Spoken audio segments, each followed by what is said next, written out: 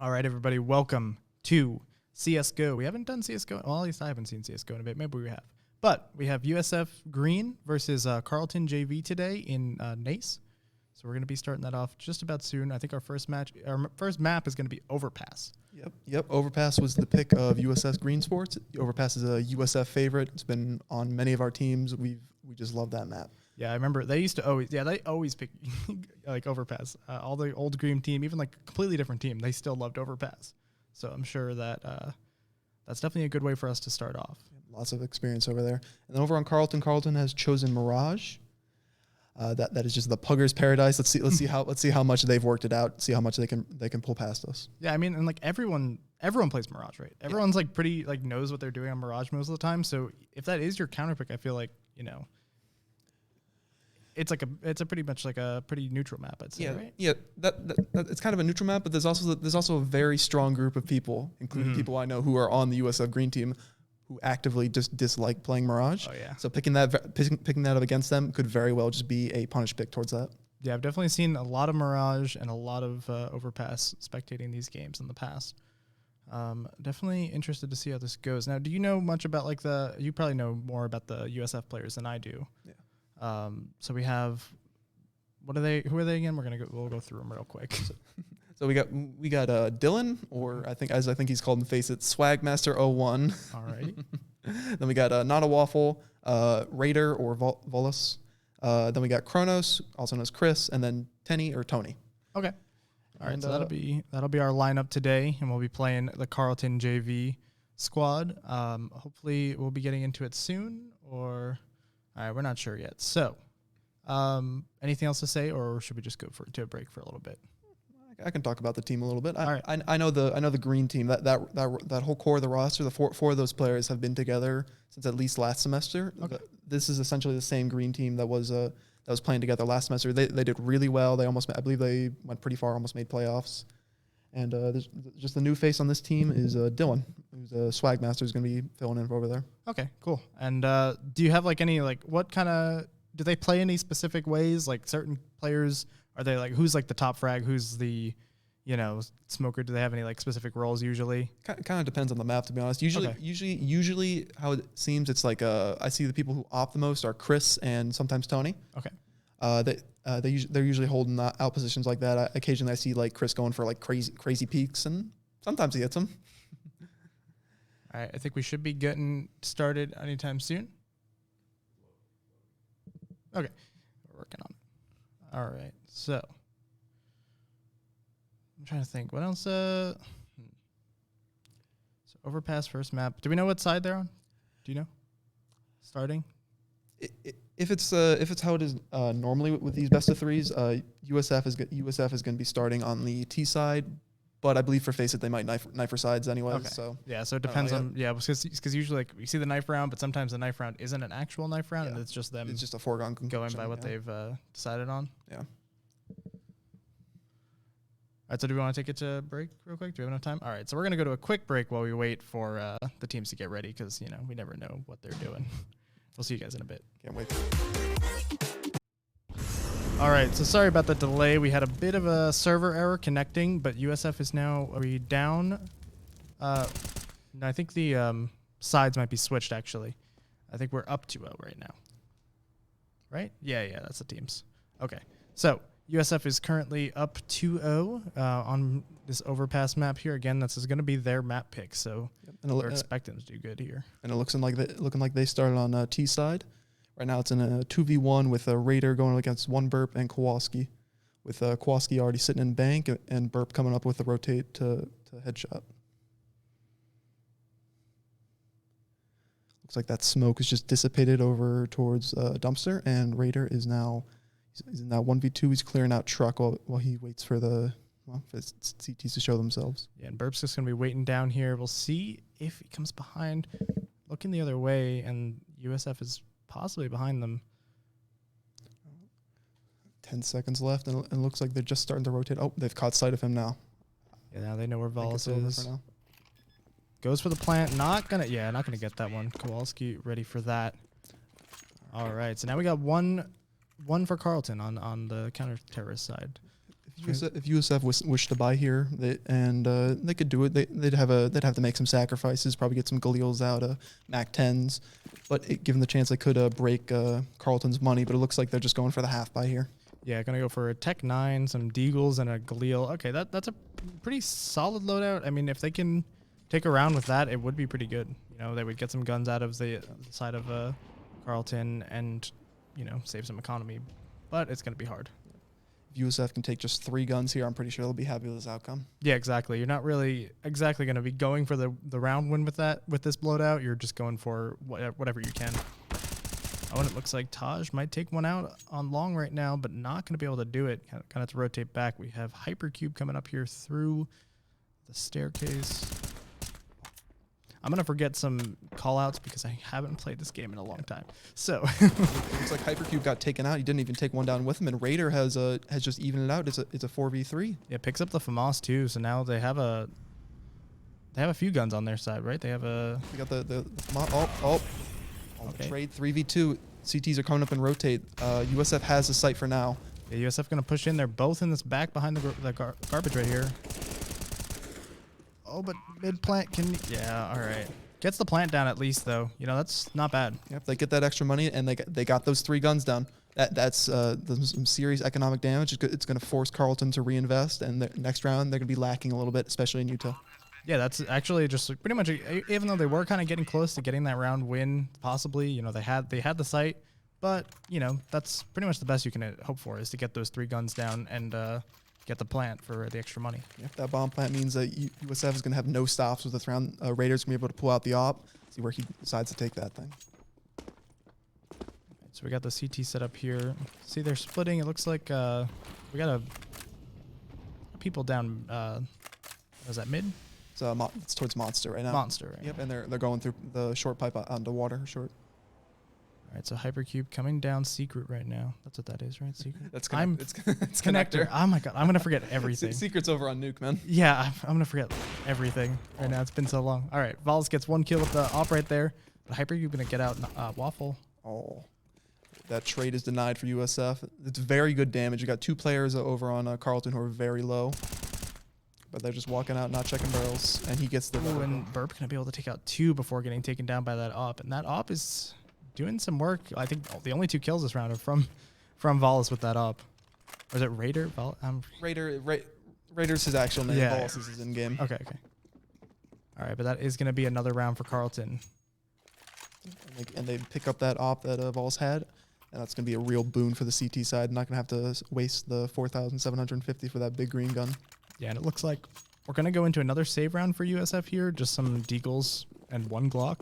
So it's going to be... Oh, and a knife on that. Oh, you hate to see it. On your teammate right away. Oh, that's the worst. That's 70 damage down the drain. Yeah, it's going to be a rough round for USF, it looks like.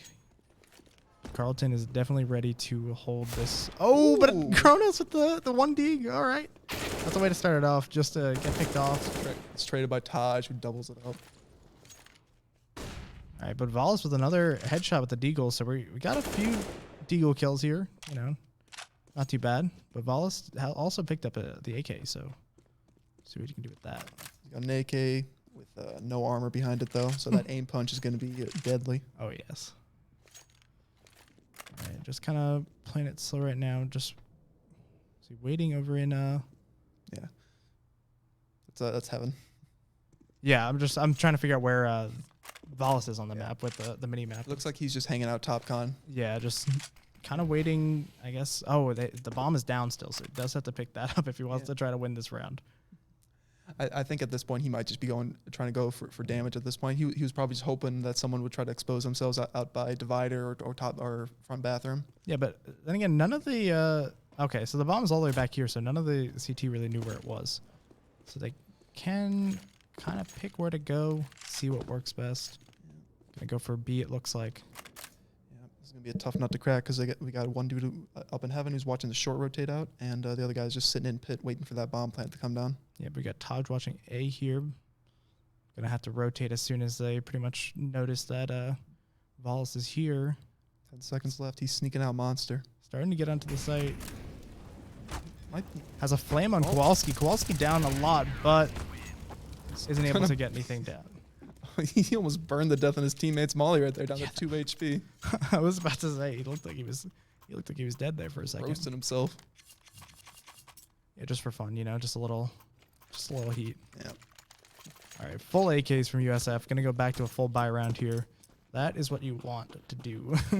If you have guns, the game becomes a lot easier. We're not relying on those deagle rounds to win. Oh yes, We gotta rely on those AKs, those ops, those M4s, all those big guns. exactly. See, it looks like trying to go for a bit of a push here. Oh, but okay, we've got a bit of a trade going down out long. Possibly gonna push, see what happens. Waffle throwing out the flashbang. Monix is down here. Oh, they just swallowed each other, and Monix gets the kill. Only 8 HP left on him though. Very wisely tucks himself back into the connector with his teammate. Slow play from both teams right now.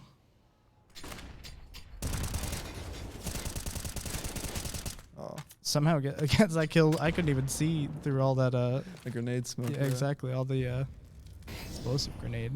But still taking it a bit slow here. Trying to get through up to A site. Yep, they're pushing up through bathrooms up there. Got one dude outside by divider. The other dude's pushing up the front side flowers. Looking towards truck, making sure there's no one there. Yeah, there is going to be someone in bank. Oh, and does spot him, but doesn't get the shot. Let's see what Tenny can do. Tenny? And it looks like nothing. Tony's going to get taken down. Tony, okay. Well, Tenny, yeah. Yeah, Tenny. Yeah, one of those. All right, so we go 5-2. I mean, USF was up 2-0 in the beginning when we first tuned into this, but now they're dropping a few rounds. We'll see if they can pick it back up, but it's going to be yet another save round right now. Yeah, USF probably got that pistol round and got the conversion after that, but Carleton's first buy after the save was just enough to keep him out. Yeah, exactly. Now we're going for a very quick push here from USF. We'll see what they can do. Burp kind of not knowing where to look. Gets one, but gets taken out by Burp, or by Kronos. Kowalski going to trade one out too. We do have control of the site, it looks like. Going to have a retake from CT side here. USF has that bomb down, but they do not have control. They only have the site right now. They don't have CT. The former T-controlled areas of Monster, Graffiti, those are all gone. Yeah, they pretty much just got on and got the bomb down as fast as they can. But whether they can hold this, it's not looking great for them yet. Tony in the corner here. Yeah, and that's going to be it. Again, the bomb plant is nice, gives them extra money and extra round, and that damage was good. But if we're looking at the money over on Carleton, they're swimming in it right now. Yeah, definitely not taking. Definitely going to be a few rounds before they even have to bother going for a save round, and USF is going to have to start raking in those rounds if they want to make this half a little bit more even. Looks like we're going to have an op on USF side too. Hopefully that can change the tides for them. Yeah. And I haven't seen much op play from Carleton yet. I mean, they have one right now. I don't think I've seen much of it until right now. Yeah, they had it that one round that USF bought it, but it didn't really do anything because it got instantly 1D'd. Exactly. So we got a bit of fire going through the tunnels there, but no pushes from USF just yet. Yeah, they're just playing a passive default out there, just making sure the CTs aren't doing anything too aggressive. Yeah, gonna want to, if they they push up too far, it'll be a pretty easy pick for USF to get. So we might have an off battle going on in birthday, right? Okay. Gets one down in bathrooms here. Oh, and Kronos going to take the out battle there. Looks like he's won it. So it's down to a 3v5 for in USF's favor. Yeah, this looks like their round to take. And we got. Oh, and that headshot was. Man, that felt lucky looking at it. But these players are way better than I've ever been. So who's to say? They do not have any B control there at this point. Carleton has to know that they're going towards A, just with all the kills that have come in and all the players that they've lost on this side. But it looks like they're still keeping people over towards that B side in that short. Got some nades going down on site. Looks like it's going to be an A push from USF. Kronos going to be able to take out one with the op, trade out his teammate, and now what can they do? They're going for the plant. Hypercube coming up behind. And they get it down, they get out. Yeah, they got players on both sides right now for Carleton, but can they get in? USF starting to set up. Finally kind of has a hold of a site. We got Hypercube coming in from bathrooms and and they're moving fast. They're not taking their time. And Swagmaster just not looking, is able to get picked off. USF not in the best position right now. But Waffle cleans it up. All right. That's a very nice double kill from Waffle and manages to secure the round. It's 6-3 with Carleton's favor, but USF has finally put one back on the board. Yeah, hopefully they can start turning this round into a few more if they want to take this series. Got another buy coming in from Carleton. Again, very strong, not really lacking anything in this department. They got full util, full guns. They just got about everything they want right here.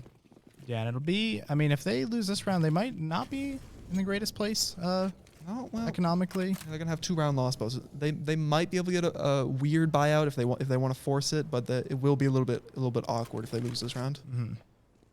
Yeah, it looks like USF kind of going for that default again. It looks like just setting up, trying to get any kind of aggressive play out of Carleton, for their advantage.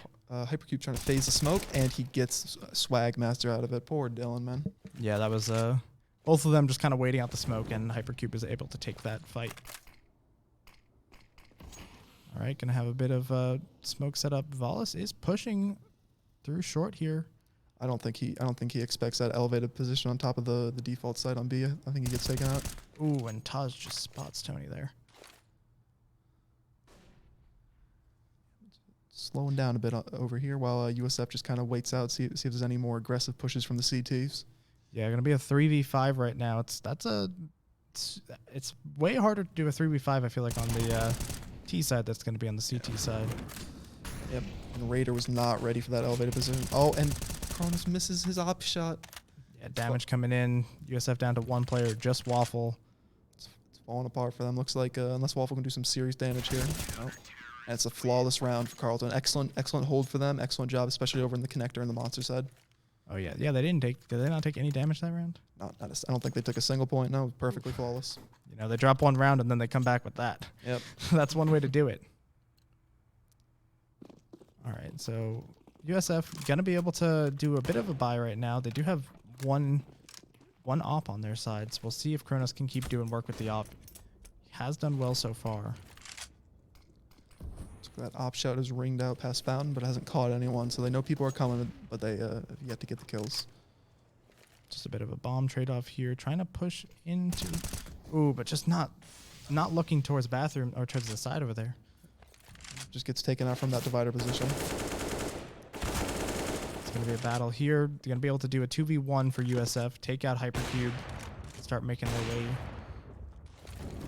Just up that connector. Oh, we got the NA nades in full over here, guys. Just, yeah, heat himself up a little bit. Looks like Waffle might be trying to flash himself into short here. Does he open the door? Late on it, but he does flash Kowalski out the angle, forces more expenditure of utility on the side of Carleton. Yeah, Kowalski going to use that flash to try to get back in there. Ooh, and Monix takes the op battle there. Yep. Here's a shot towards him from front bath. Oh, and he gets taken out from divider. Excellent shot from Swagmaster. Yeah, Swagmaster trades that out, and we got... Taj is in trouble inside here. Taj going to be bombarded. Oh, that's a great damage done by Taj. He gets one and dinks another. Yeah. That has put Carleton in a very winnable position here in the 2v2 retake. Yeah, and USF has site control right now. Can they keep this? It looks like we're going to have a battle here. Not going to do it for either side, but the op will take down Tony, and now we just have Swagmaster on 10%. Yep, and they know where he is. They heard the reload. Oh, yeah. There we are. Pushing through the smoke. Another bomb plant at least will possibly help USF. Okay, yeah, they have enough money.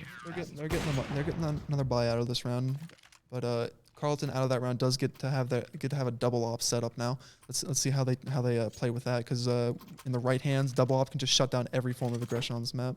Oh yeah, that's scary on this map. There's just so many good places to watch with op here. What does USF do now? So it looks like no splits or anything. They're all going up towards A site. It looks like one through the park right there. Running out, flashing out long, and going fast. Ooh.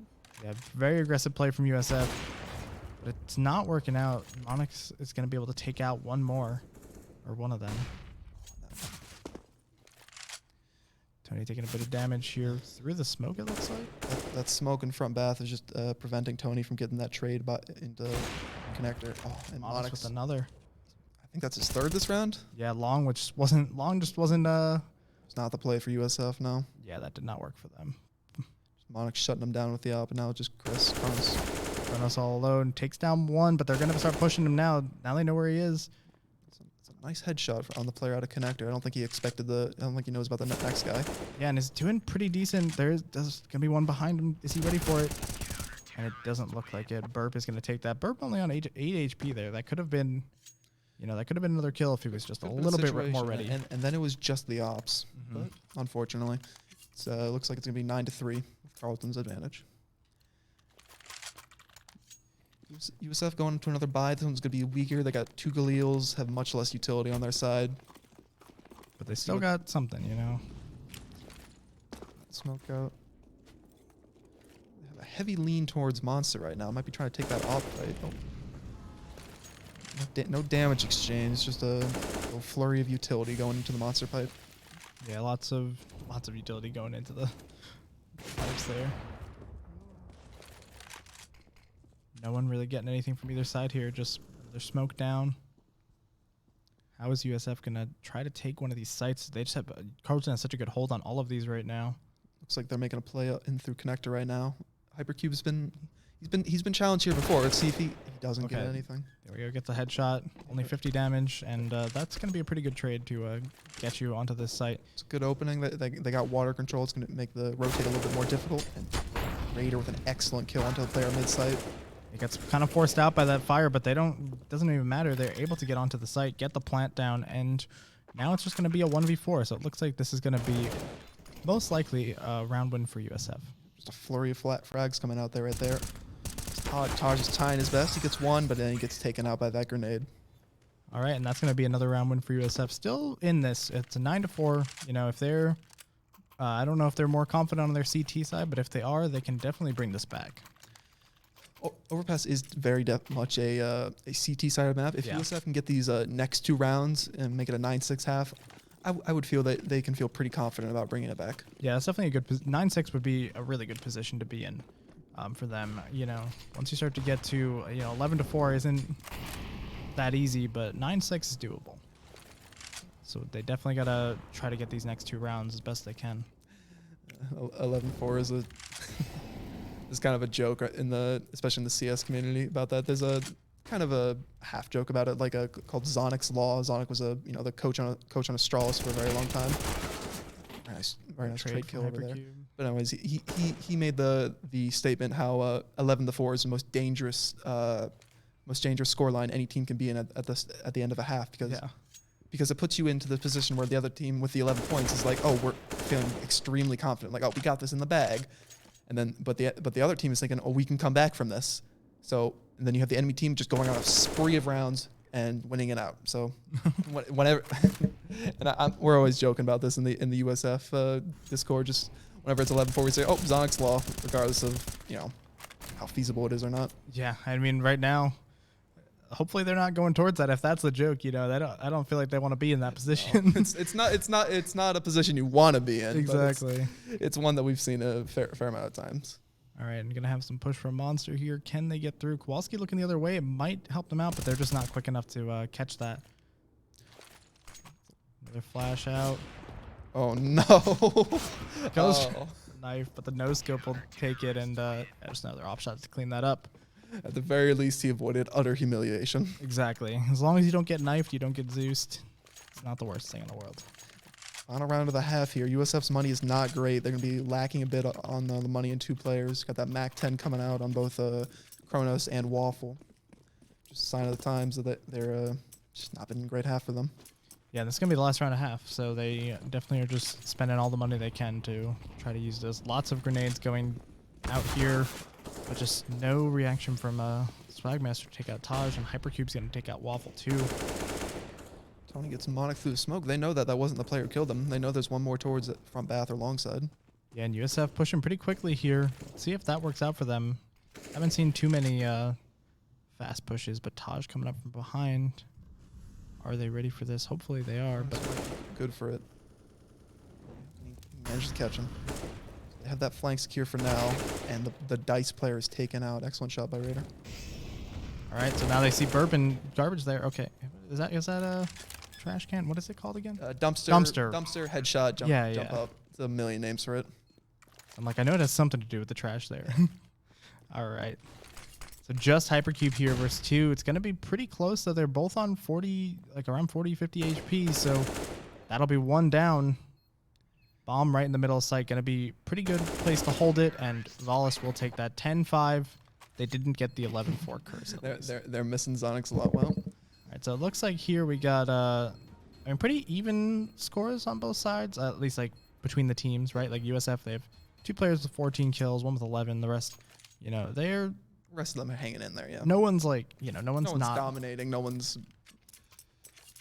I would say Swagmaster's maybe not having the greatest half of his life right now, but we'll see how he can turn around on CT side. Yeah, we'll see what they do on CT. CT, again, this map being CT-sided, it should be slightly easier. One thing I know about Swagmaster, I play a lot of games with the guy. He is a connector rat. Man loves going down there. He just loves playing behind that smokes. He was doing it on T side. Wasn't working out for him that well, but let's see how he does on the CT side. Yeah, it's always interesting to see how they're going to switch it up. What kind of things will they play on this side compared to the other side? We got a match pause coming in here while discussing like something. Taking a bit of time. Did it say who paused? I don't know. No, I didn't. But if it's USF pausing, they're probably trying to figure out what can they change. If it's Carleton pausing, they're just like, hey, we're beating them. I don't know. I don't know what else they would talk about. Just we had a little bit of a pause here. Yeah, it is Carleton. It was Carleton pause. This might be a tech pause. Who knows? Yeah, it might be a technical thing. Maybe one of their players having an issue. Looks like all of them have bought stuff, so it's hard to say. Might just be discussing their pistol round strat right here. Yeah, I guess so. I mean, if they lost pistol round last time. Yeah. We're going to go right into it now. Okay, and it looks like a bit of a split right now. We have Monix and Burp going over to B site, but the rest of them going up towards A. Oh, no. Kowalski's going back. Okay, looks like they're setting up for B. Yeah, they're just kind of defaulting around here, while though they are leaning towards B in connector area. Having some. Looks like the game is a bit frozen. Yeah. Minor technical difficulties over here.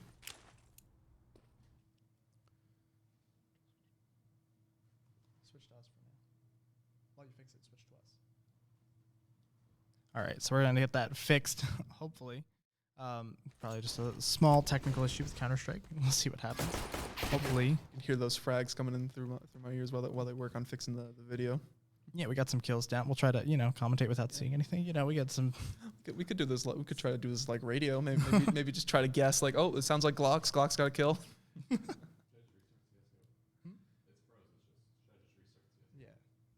Yeah, we're going to have to restart the game real quick and hop back in there. Had a bit of I guess just the game crashing happens, Just that source spaghetti code going in there and making us feel, oh, yeah. Reminding us why we love this game.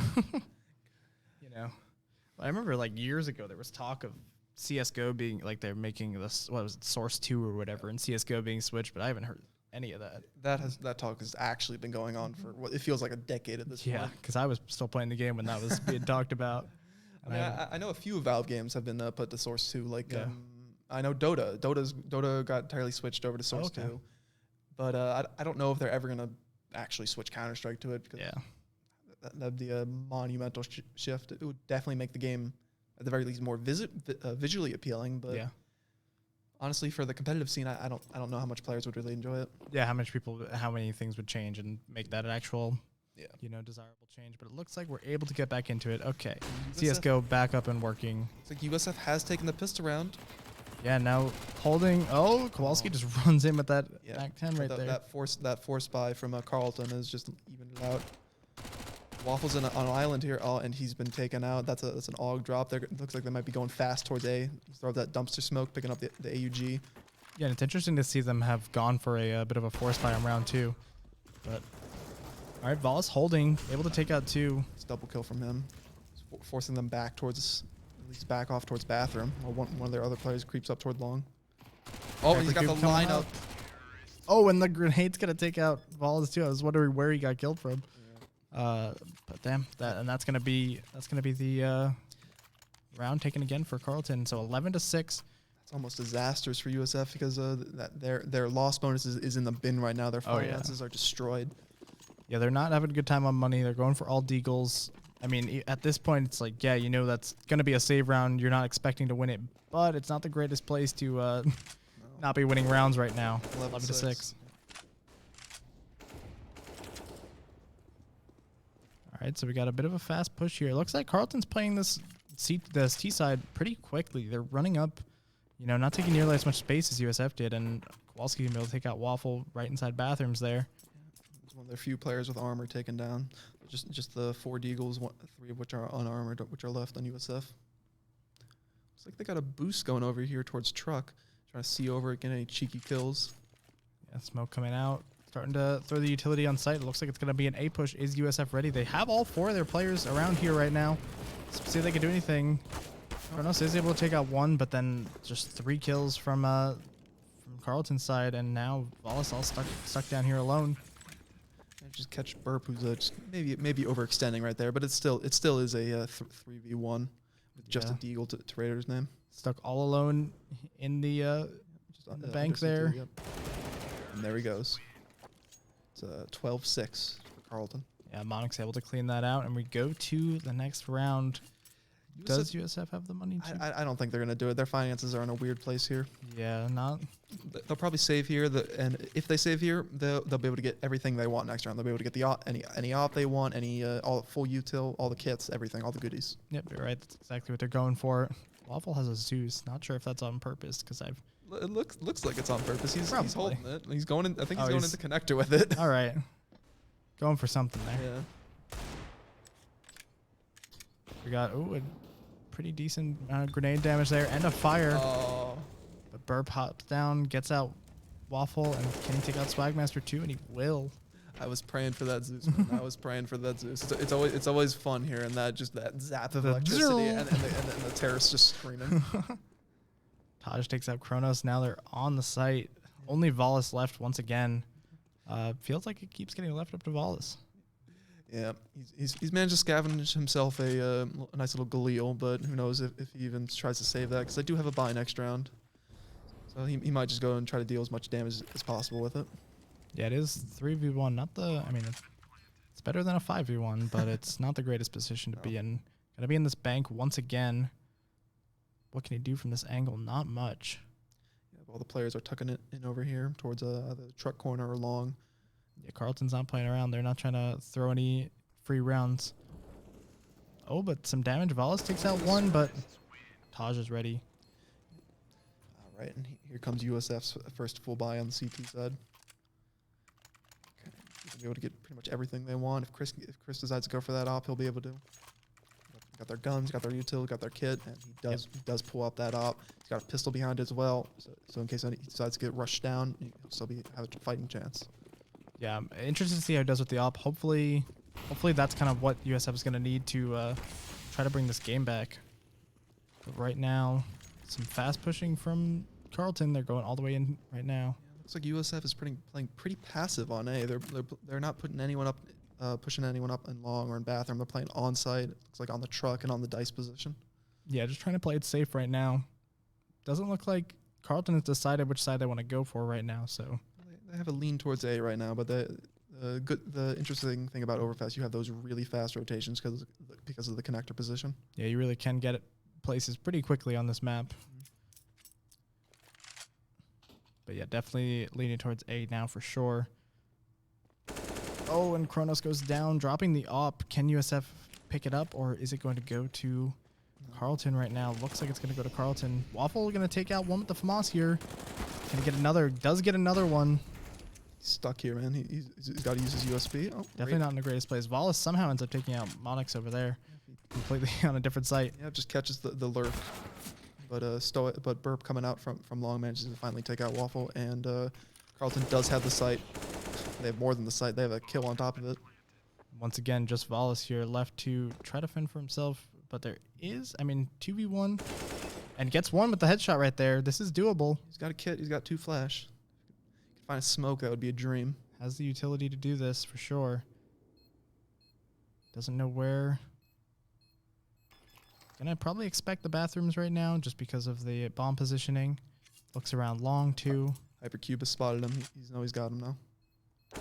Yep. Good hold from Hypercube to not let that bomb get defused. It looks like Carleton is just abusing USF over on the A side. Like Raider's been left alive so long just because he's playing that anchor position over on B, and Carleton just isn't going his way. They're just completely sidestepping him, so he's just forced into these permanent like 3v1s, 1v2s, all the clutches, and he's coming close, but it's not been going well for USF. Yeah, USF definitely probably is gonna need to upgrade their defense on A right now. You know, they gotta probably change some stuff up if they wanna, and they go for a bit of a push here. Works out for Wallace, but not for Waffle. Playing a bit more aggressive, trying to match this aggression from Carleton, but not working out too hot right now. They're left back pretty much the same position they were last round, just on the A site with the Raider over on B. Just no long control, no bathrooms control. Carleton be going anywhere right now. Yep, and appears like they're going back towards B with that bomb heading towards the monster pipe. oh, and Kowalski just sneaking up is able to catch Swagmaster from behind, but Tony is ready for that at least. Trade out his teammate. Here comes that execute onto the B site. USF honestly might be considering the save right here if they don't get anything presented to them. Yeah, bomb goes down. We do get one kill coming out from USF. Wallace in the heaven right now. It's an excellent shot. He's trying to get the guy from behind Monster Pillar, just not working out. All right, Hypercube coming up through mid right there. Or short? Yeah, that's short. Both players coming out the side. Oh. Wallace goes down. It's just going to be Tony left alive. Goes for a push, but Hypercube able to get that. Yeah, doesn't seem like he was able to tame the FAMAS spray. Carleton's over on match point with USF's money. It's gonna be a real weak buy coming out here. Probably FAMAS, maybe some MP9s or rifles with limited utility. It's not a good position to see them in. Yeah, they go for what they can right now. Just gonna hopefully, you know, not let it end now, but they have a huge mountain to climb if they want to take this. If they want to take this map, it's going to be rough. They're going to have to go. They're most likely going to be going to a match 2 here, down 0-1. Swagmaster gets the opening kill, but he's getting burned out of that position. He's stuck in the connector. They decide to push him. He's not going to be in a good place. Kowalski messing up that flash right there. Wasn't he the guy who missed the It might have been Inferno, the Molotov earlier? Yeah, it was definitely in the same like area too. All right, but Swagmaster gets another one. Kowalski pushing connector here. Will Swagmaster be ready? He's not ready for that aggro of Kowalski. Manages to even it out into a 4v3. This is definitely winnable for USF. Yeah, they have the advantage numbers right now, but can they continue to hold these sites? Their positioning isn't great. They got looks like they got a Waffle over there on the long corner, who's slowly pushing up with his scout, peeking into the bathroom. Oh, does get Monix down with a headshot with the scout there. Excellent shot. That's exactly what you need to keep yourself in this right now. Committing it out.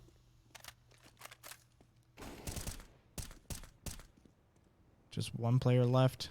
You know exactly where he is. Yep, and that's going to be around for USF on match point. They're trying to bring this back. They kept 4 players alive as well, so that's going to be a bit of a boon, building up their economy just a little bit more. Yeah, able to keep some guns. They have a decent loadout right now. You know, still a scout, but I mean, it did get a headshot. It did get 1 kill last round, and they're forced on deagles on Carleton. To be fair, 2 of those players don't have any armor, so that scout is going to hit like an op against those guys. Yeah. Oh, yeah, I didn't even realize that. 2 of them don't have armor. They're all deagles, so it looks like they're not in the greatest buy position. USF in a good position to take some rounds right now. Oh, and runs right into them, but none of them are ready for Swagmaster to just take down 4. He's got 4 kills. Let's see. Oh, he's coming out Fountain too. Might get the ace on his side. Oh, looks like they're rotating around. Yeah, I mean, seeing an ace would be pretty crazy right now after everything we've seen so far. That would definitely be a morale booster for the USF side.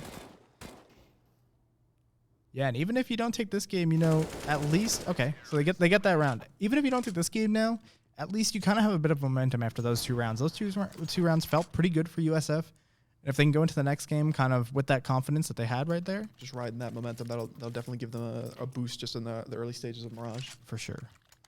All right, so right now we will see mostly a full buy from both sides. We do have a MAC 10 on Kowalski. But the rest of it, oh, and we still have the scout on Waffle, but I mean, it's been working, so why not keep with it there? Walski pushing him fast. Swagmaster able to take it out, but Hypercube will trade that. We got 4v4. Spam comes through to try to catch him in the connect position. Doesn't connect any damage. Yep. So that's a just a 4v4 converted early for Carleton. Yeah, USF putting pressure on these players in water right now, and they're able to take another one out. So this is another good-looking round for USF so far. Looks like they're finally starting to find their footing on Overpass. Yeah, definitely a little bit late, but will it be too little too late? I'm not sure, yeah. But I mean, as of now, they're looking good. And yeah, just no health on the Carleton side right now. All of them super low. Pretty much one shot for any of them. They're all the walking wounded at this point. Yeah, and that'll be one of them down. Hypercube does take out Kronos. And Monix going to be able to take out Volis here. That lurk and that bomb is still down towards outside monster, so they could potentially get a plan here. It's 2v2. Yeah, this is looking a bit scarier for USF. I mean, Hypercube pretty much, you know, you can hit him with a decoy right now and he dies. So there's anything. Waffle isn't looking too good on the side of USF, but to be fair, he does have that scout, and both of these players are one shot regardless. Yes, so this definitely slightly advantageous for USF, but this could go either way this round, and this is match point. If Carleton does take this, smokes on site, they're going to set this up, go for the plant. And they've got themselves into that 2v2 post plant. Yep, able to plant 4 bathrooms, but Tony going to take one out there, and now it's just 1v2. Monix left. Spray into the smoke, making sure they're not there. Catches Monix, and this should be a 2v1, and that'll be the trade to take the round. USF putting it back down to up to 9 rounds, 15-9, and they have the money to keep on buying. And with the final bit of those weak guns going out, they're not going to feel any guilt for buying up their ops and their M4s anymore. Oh yeah, they're in a good position right now. I mean, 15-9 isn't, you know, it's what is that? They're going to need to take.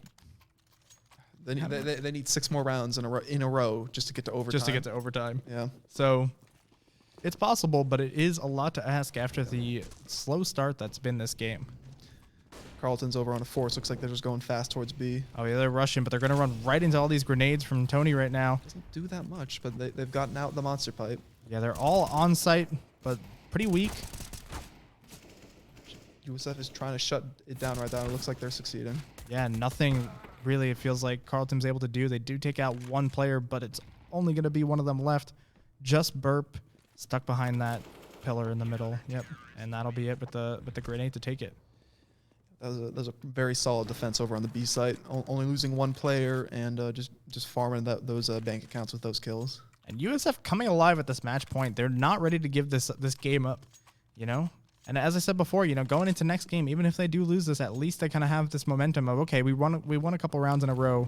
We can beat these guys. We can beat them on what their next map is, Mirage. Yes, that's the one. So hopefully they're ready for Mirage and kind of have their spirits up for it. Got another gun round for Carleton over here. They're pushing up fast. Oh, and they managed to catch Swagmaster coming out of the connector there. Yeah, and USF pushed a little far, and now they're kind of forced back. Kronos misses that op shot, the player in long, and that gives Carleton a real chance to shut down this match, close out the game. 3v5 with all the players are coming onto this A sites. Yeah, working quick here. Can they get it? But trade out there from Waffle and Taj. What happens now? Tony up in here does get one, doesn't get the second though, and Taj gonna take it. And now we have once again Volis, the last one alive. This could be match point for USF. All up to Volis once again. He's got it in him, and he does not. That's it. It's Carleton to take the map of USF's map pick of Overpass. A very excellent job by them. They're hitting excellent shots. They're very good teamwork and communication over there. Let's see how they can work that and bring it out into Mirage. Yeah, I think especially, you know, the end of that game, as I was saying, is good for them. You know, they showed that they can do it. They kind of looked like they were warmed up. They looked like they were kind of figuring out how to beat Carleton. So if they can carry that into the next game, it might look good for USF. Then again, it's going to be Carleton's pick, right? That's their map pick. Always interesting to me how CSGO does picks because, you know, as a Smash player, we always start on the neutral stage instead of finish on the neutral stage. So that's definitely an interesting way that Counter-Strike does that. It's USF's, and the pick ban system is always just trying to play to your strength and minimize your opponent's strengths as much as possible with picking and choosing. Yeah, so it's interesting to see. I mean, obviously, Team Carleton was pretty prepared for Overpass there. So as long as, I mean, I'm sure USF is prepared for Mirage as much as they can. Even if it might not be their favorite map, they'll still, they've played how many hours of Mirage in their life? Exactly. Probably a lot. So, who hasn't? Mirage is just that map. It's the go-to for pretty much not just any team, but any player. Yeah. Like if you're just in any game like that, just a face-it match, a MM match, and you're just getting in there like, man, you're like, oh, I don't want to play Nuke today. I don't want to play Vertigo. I don't want to play Dust 2. Just go Mirage. Exactly. Because Mirage is a map where you can just run out and get kills. I'm gonna be honest, I've never wanted to play Nuke in my life. Not a fan of that map. Oh my god, what is wrong with you people? I feel like everyone at USF has a hatred toward this map. It's one of the greatest in the rotations. I'm surprised that it's still around, honestly. I remember back in the day watching that, it was so, at least it's better now, but it was so one-sided back in the day. Yeah, I can't disagree with that. I'll be honest. I didn't like Nuke back in the day. Yeah, it's better now. Yeah, where if you got 4 rounds on T side, that was a good half. All right, so hopefully we're getting into this next game soon. Just waiting for the players to be all set up and getting into their warm-up. Okay, so it's going to be a few minutes on warm-up, so we'll take a quick break, and we'll be back to you when we get to the second game. All right, and we're getting into round 1 here. They just did their, knife round, but I don't think it's actually a knife round. But, they're going into round 1 here. We have USF starting on CT side this time. And so they're kind of, coming off of last match, they were on CT side towards the end, so maybe they're a little bit warmed up for this. Hopefully it'll bode well for them. All right, but Carleton has taken that cat control early, and they're going fast onto the B side here. Yeah, coming out of apartments onto site, and they're gonna take out Waffle, and Kronos takes out Burp. But I mean, it is gonna be a 2v4 right now. Taj on 1 health, so that window gets smoked, so they won't be able to find him. Lots of smokes for Kronos and Valis right now, kind of stuck in this window, trying to push out, see what they can get. Kowalski right outside. I don't know if USF had a kit. There might be a kit down somewhere on site, but if not, they're going to have that 10-second defuse, and that alone might spell disaster. Yeah, it's already, close to running out of time. Kowalski pushing, looking for, probably looks like a knife there. But Valis is clutching this out right now. Not a lot of time left. Going to have to go for it. And that was a nice try. If he managed to get that kill on Monix, then Taj was on literally 1 HP. He could have breathed on the man. He would have fallen over. Exactly. It was that was close. That hopefully that'll feel pretty good. You say, you know what? At least I'm playing good. Valis here stayed alive to the end almost every round. At least. Looks like Taj is smoking the window out there. Might be trying to do a fast mid play over here. Oh, Kronos is not having a good time getting hit by everything. All right. This pistol round save is getting dismantled by Carleton. Yeah, and not exactly what you want, but whatever. It's a round. It's a round. Valis gets 1, gets Kowalski. They have gotten 3 players, and Carleton did. Oh wait, it's 2v1. Okay, they're not in a bad position right now. He just dinked Taj the AK. Yeah, he's just going all the way across this cat right now from the A site. This is looking pretty decent, but they're gonna run away from that position. There's guns down. Raider could very, very well take this. Yeah, gets the free Galil. Going for the vent right now. Yeah, he's coming out in the cat. I'm not sure if they can they hear that vent from where they are? Yeah, they can. Yeah, so they pretty much probably are going to be ready for this. Yeah, but that armor of Raider, he didn't have any, so that doesn't matter how much health he has. That scout just hits like an op. Oh yeah. Yeah, in those rounds when you don't have armor, the scout is such a good gun. That being said, they did do considerable damage to Carleton. Carleton was just left with 1 AK and 1 scout, and they fully invested that round. I think all their players had Galils or AKs besides that 1 scout.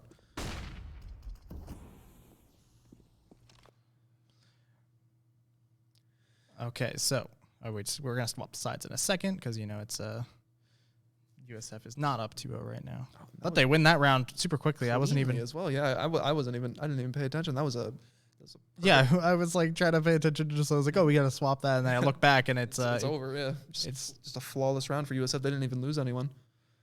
Raider was under the palace there, and yeah, I think he got 3 kills that round. It was excellent from him. All right, so we go back into this. So hopefully, I mean, that was a crazy quick round. And now Carleton stuck on a save by here. A couple pistols, Tech 9s, even a CZ from Monix. The one function of the CZ is to get another gun. So Yep. that's what I always like to think, at least. Looks like they're going for this underpass play. Might be going out, try to catch a player in window or in connector. Yeah, a couple shots towards the window. Taj takes out Valis on the catwalk there. Phases through that smoke. Swagmaster's gotten a double kill out on the mid window right there. Starting to shut it down. And all of them are going to be underneath on underpass right now. But Taj on the A site. It's an interesting position. They should know he's there. They know he was in Palace. They killed Raider, and Yep. Tony does catch him out there. Is ready for it. All right. And now USF up 4 players to 2. Just a Glock and a CZ left on the side of Carleton. Probably not the greatest guns to be facing an AK and 3 M4s. This is almost certainly going to be a USF round unless they just drop the ball straight into the enemy goal. Yeah, Monix playing around these corners. Let's see what they can do, but Kronos is ready for it. It's a messy spray, but he manages to get it down. Yeah, Bomb is going to be able to go down here. Just gets that out, and that's kind of what Hypercube's looking for. Even if he doesn't take that round, at least he was able to pick up the plant. Getting into the 2v4, I think Carleton's going to be pretty happy with that. They get an extra $800 in their bank account. It means that this buy coming up, if they do decide to go for it, and looks like they are, it's going to be a lot stronger than it would have otherwise been. Yep, and we got Kronos coming out with the op once again on USF side. Seems to be the player with the op at this point. All right, and looks like it's going to be full B side for Carleton. So how does USF handle this? Waffle is coming all the way up mid, is going to be able to spray down, do a lot of damage, take out one, but just isn't able to take out any more of them. But at least... Yeah, he got one, he got a dink onto another one. That's some very decent damage for Waffle. Yeah, Monix at 9 HP now after that, so that's a good position to put your team in as a USF player. Going for a bit of a boost here to try to get into the window, or just at least peek into the window? Peek into it from here. Doesn't look like they're going to be see anything because the USF players here are playing over towards the jungle side and other side's Talcon. It does look like Kronos was sneaking in there. Yeah, Kronos does see them. Have to back up from this grenade. Get ready for a possible connector push. So one of their players is starting to make the jump into window, though he does fall off of it. Yeah, and it's flamed out right now. Probably just going to be a fallback for that. Kind of stalling But out. Hypercube jumps in. Hypercube is trying to get into the window, but Kronos is waiting. Oh, never mind. Going up into Goes up to the vent. room. Sure. Looks like they've just pivoted. They're going towards B right here. But it looks like Yeah, Swagmaster ready for it though. Does take out one. Kronos going to take out Taj too, but now we have a bit of a push going on. Oh, and Hypercube goes down, but then Tony cleans it up. Okay, and we got 3-2 for USF. The first lead we've seen them take in a while. yeah, those are two very crisp headshots from Tony over on the E-box on B site. Really managed to shut down the last remnants of that cat play. Yeah, and I mean, out of like the past, I'd say 10 rounds or whatever between this game and the last game, USF has taken a majority of them. So hopefully they're feeling pretty good right now for this game. Burp already taking a bit of damage right now, down to 22 HP. All of USF fully healed up, and then also just realized they got dual Berettas on Hypercube right now. Yeah, those are actually becoming. I'm not sure if I'd say viable, but they're better now. They're better now. They're better now. Yeah, they haven't really changed any of the stats then, but they dropped the price on them. So I think they're like either $200 or $400 now. When before they were $600. So you see a lot more players, especially on pistol round, buying those. Yeah, opt for that. And we already have 2 taken out by USF right now. Kronos holding connector with this op. Not going to let anyone try to peek through to A site there. Carleton was just on pistols this round. They were just hoping for a bit of damage. Misses that shot. Oh, and Monix going to get the dink. That P250? P250, yeah. They hear him jumping around out there outside the window, but yeah, it seems like as long as Kronos doesn't get overextend and get just tapped, looks like this is going to be a conversion for USF. Yeah, they should be able to take this out pretty cleanly. I mean, you don't want to let Kronos die, especially with that op, so hopefully you just clean up these players without that happening. Last player's coming out top mid right now. Scene, and there he goes. Yep, and that's no deaths from USF. Solid round. Going to be up 4-2 right now. Very, very clean anti-eco from them. And they get to build up that bank account right now. Tony and Raider sitting over there with over $10,000 in their bank account. They're gonna be loving that. Oh yeah, lots of money to buy all the ops and such that they need.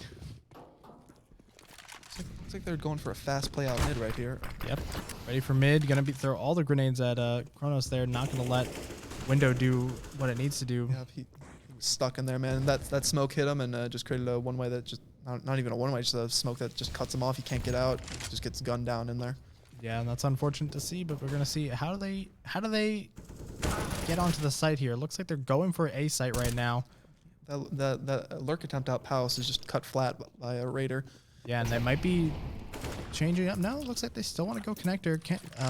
Not really fully decided on where they want to go, but hanging out in mid right now, pushing more towards A. Gonna go for a boost, try to get someone into window right now. Just that silent boost, try to avoid any noise.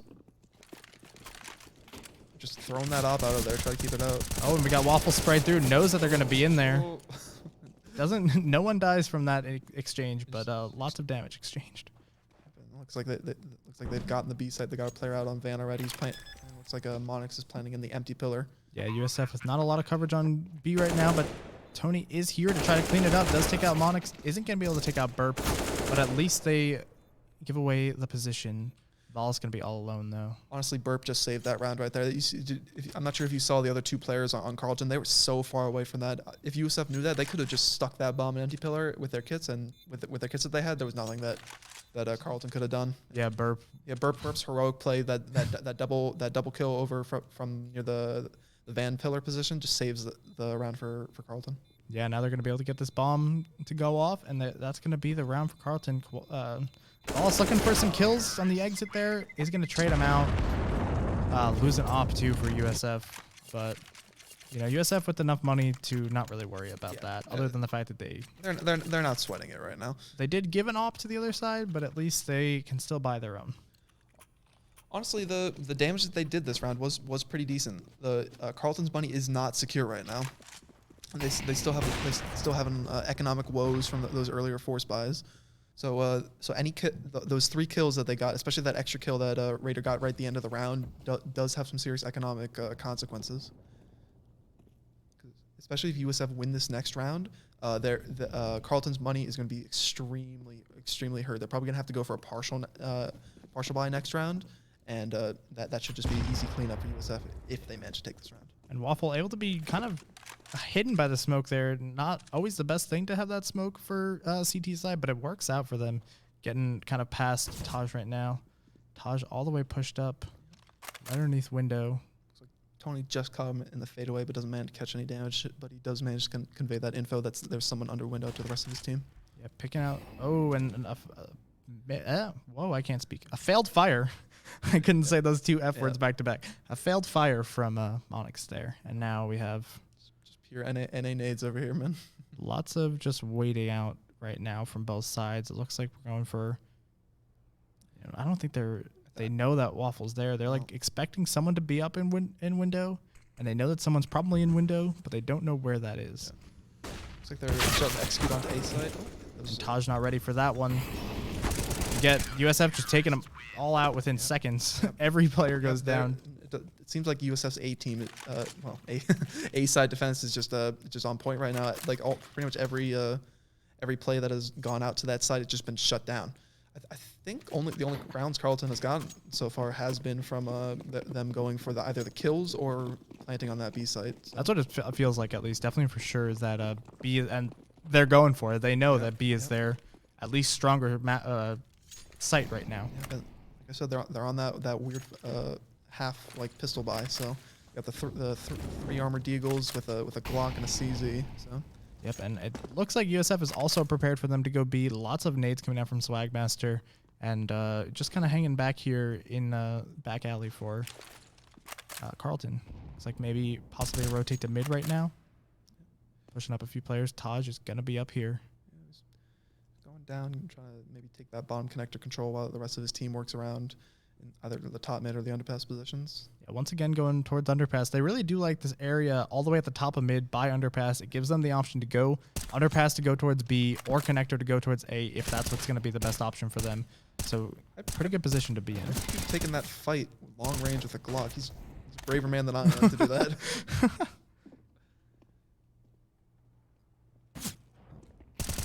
All right, and they got to push into window, but it doesn't really manage to get anything done.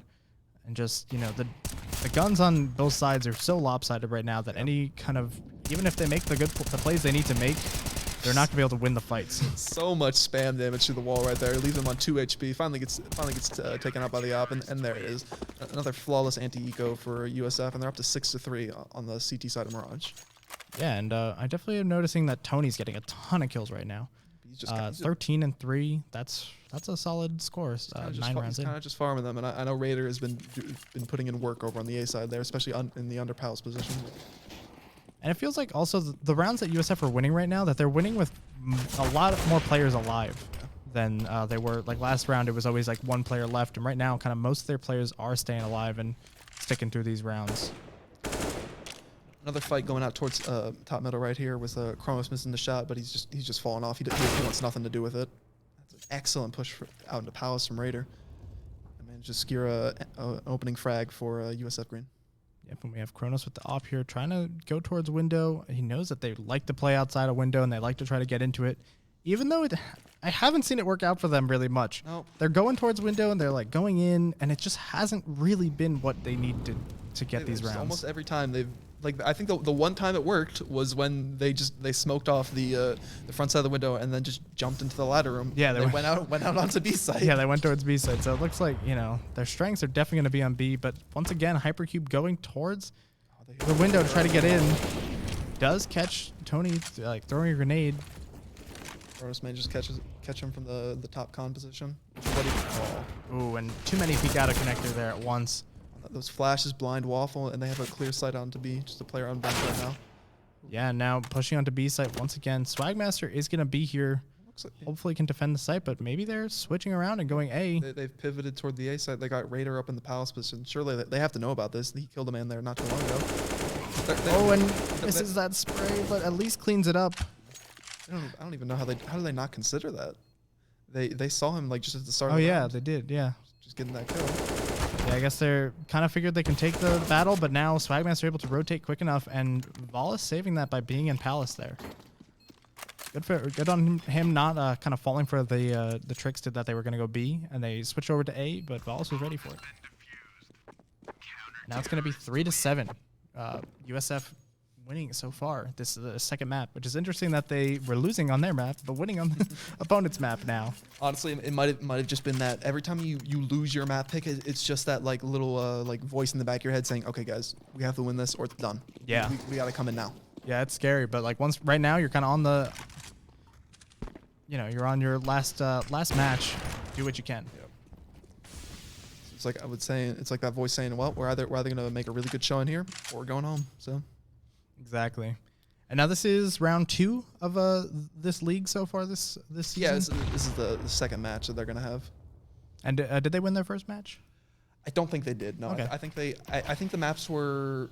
I don't remember the scores off the top of my head, but I believe they got 2-0'd. I believe the first map was close, and the second map was kind of a blowout for their opponents. But I mean, hopefully they can turn this around, get their first win of the league right now. Looks like Raiders trying to phase through the smoke right here. Try to catch Taj in the halls again. I was going to say it's going to dissipate any second now, but they were both. Valis was ready for it, looks like. Yeah. Now Monix going to ladder room.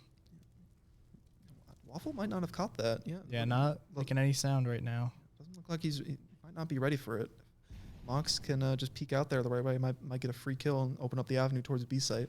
Yeah, so far, Monix not really focused behind them, mostly looking towards Cat. But as soon as they go for the push.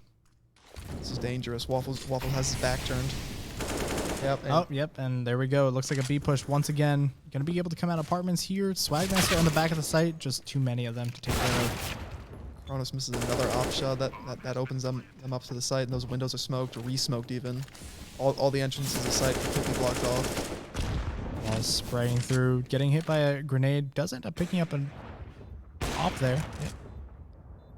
See, maybe this op can help them clutch it out in a 3v2 situation. Ooh, but just the one tap through the smoke. That is, you hate to see it. yeah, I don't even know. How do you make that happen? Just kind of guess. It's a random luck shot, honestly. Yeah, right. All right, but stuck in the market there. Tony's gonna go down. 7-4. USF still holding this lead.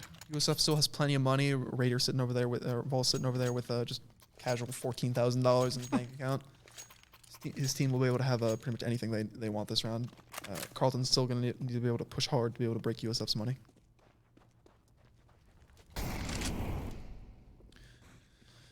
It looks like they're making a heavy A lean right now. Every single player except for one who's just hanging out towards T-spawn near T-apps is just hanging out on towards the A site, and looks like they're setting up smokes to execute onto this site.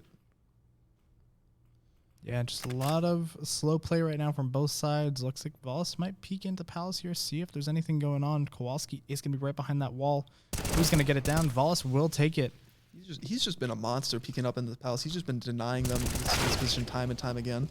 And they're going for the A push. Interesting to see. Again, they've really only been taking matches on or rounds on B, so going for the A push might not work out the best for them. Raider with a 3K onto the side. He's been instrumental in holding this site for them. Yeah, so far it's pretty close, but USF one man above them. 3v2 over here with their bomb hanging out towards the Tetris position. The other players are wrapping around through Palace, probably trying to go join him through ramp. Looks like they're all sticking around right now. One player finally starting to rotate off through the window position back to B, just making sure they don't wrap around there. Yeah, definitely smart to check that. Just make sure that no one's leaving the site. But as of now, Onyx still waiting. Does catch Swagmaster, kind of going a little bit aggressive there. It's gonna flash over. Tony not ready for the flash. Probably got flashed there. And now we're gonna have Waffle all alone, having to rotate back from B to try to hold this site. He catches the player going to CT, but it doesn't manage to convert the kill. That's unfortunate. Now they know exactly where he's coming from, and they're going to play this just off their contacts of each other. Yeah, it should be pretty difficult to take this one. Does pick up the AK. Oh, not ready for one to be behind him. Yep, doesn't check under Balk. That's another round for Carleton. 7-5 right now. Yeah, Carleton's starting to bring this back. If you're USF, you definitely want to keep this lead going into the next half. USF is going to be able to get this buyout this round, but this is going to be the last one they have before they start to run into some economic woes. Their loss bonus has been building up a little bit. It'll be decent going into the next round if they lose, but they're not going to be able to get a full buyout. This time putting the off on Waffle.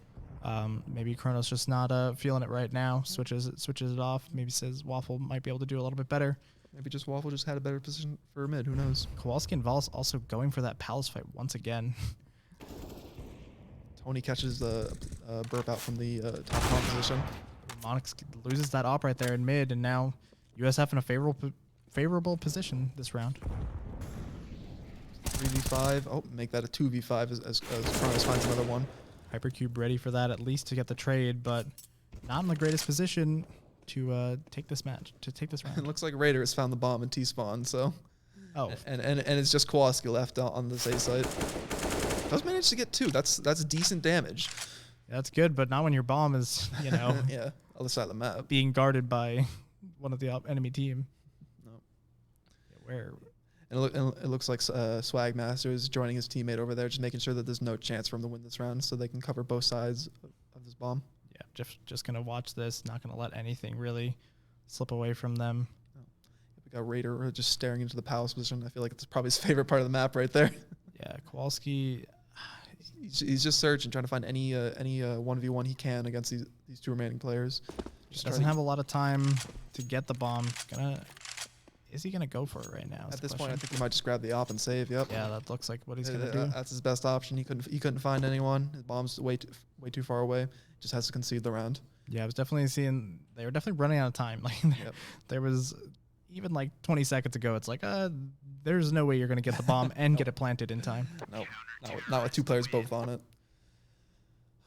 Yeah, definitely possibly a miscommunication to leave it there. I mean, I know people do it on purpose, but no one able to pick it up by the end of the round. Yeah, they were probably just defaulting out and just couldn't find the kills they wanted. So yeah, they just kind of left it. No one could take the bomb to anyone's site.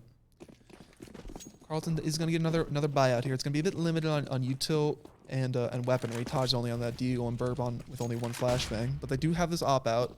So let's see what they can do within this middle. Oh. Once again, we see one peek out connector there, but doesn't get any damage on them. But Waffle is going down in underpass. Looks like Waffle tried for an aggressive play out towards underpass, trying to catch someone from T-Apps. Doesn't look like it panned out for him. Yeah, I mean, honestly, a smart play because of the amount of times they have been using overpass, but just didn't work out mechanically. They've already taken this jungle position. Oh, Tony does manage to get one before he's taken down. Yep, and we have Vols taking out Monix too, and now Vols taking out Taj again. So now we have 2v3 USF in the lead. Vols is he's just staking his name on this A side. He's saying, you are not coming into my site. Stay out of here. Yeah, if Vols is on the A side, I don't know how Carleton plans on getting in. Because looks like that bomb is running out towards the B, and they have a player in CT spawn. This could very well be a very nice round. Never mind. The Swagmaster with that very fast kill onto Burp. No damage taken. And, well, if Kowalski wants to get this bomb plant, he's got to get a move on. Yeah, pushing on to B side. I mean, it's currently has free. The bomb. Yeah, it's free right now. He will be able to get the plant. But as soon as he plants, they're going to know where to go. All right, going to throw the Molotov and mark it. That's definitely going to at least alert them to where he is before the bomb gets planted. And now, going for the little flash. I don't know if that flash worked. But he does take out Swagmaster, and now it's going to be a 2v1. Vols on low health. It looks like both players are coming from Cat. Gonna pinch in there, and yep, and there we go. Kronos just takes a 1v1, gets the kill. Yeah, catches him trying to get to market. They recover their op. That's great for their finances, and they get the defuse. Looks like he stole it from Raider. Raider's not happy about that.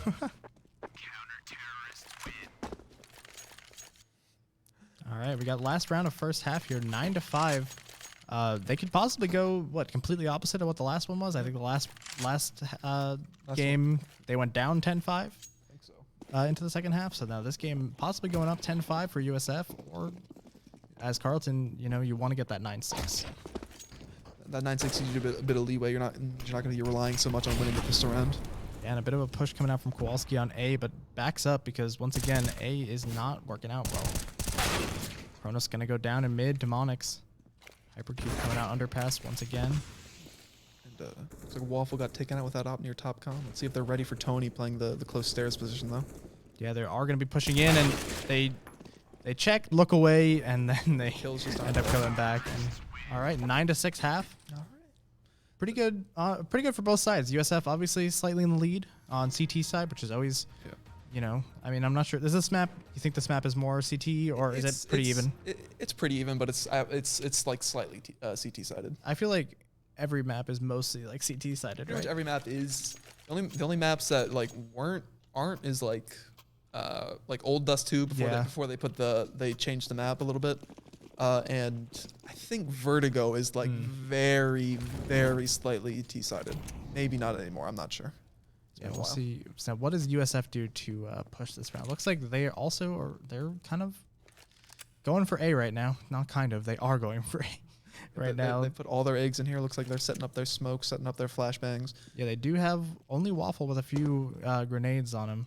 Can those be used to get control of this site? I think from that position, he's going to be smoking out to the CT position, probably going to flash his teammates out. And they hear them coming. They're pushing out. Yeah, and lots of very quick aggression from USF. Both sides kind of trading back and forth right now. But it looks like, yeah, about even. Everyone, I was about to say one side in the lead, but it looks like it's about even 2v2 on this first round of the second half here. Have one back in Firebox. I think there was a team kill on the side of the CTs right over there. But was that? I think so. That might have been. But we have Burp coming up for Swagmaster, but Swagmaster does clutch it out, and that's going to be a round win for USF, first round of the half. That's a very nice 2v1 from Swagmaster over there. Managed to convert that bomb plant into an actual round win, which is going to be great for USF. Means they get to keep that lead going.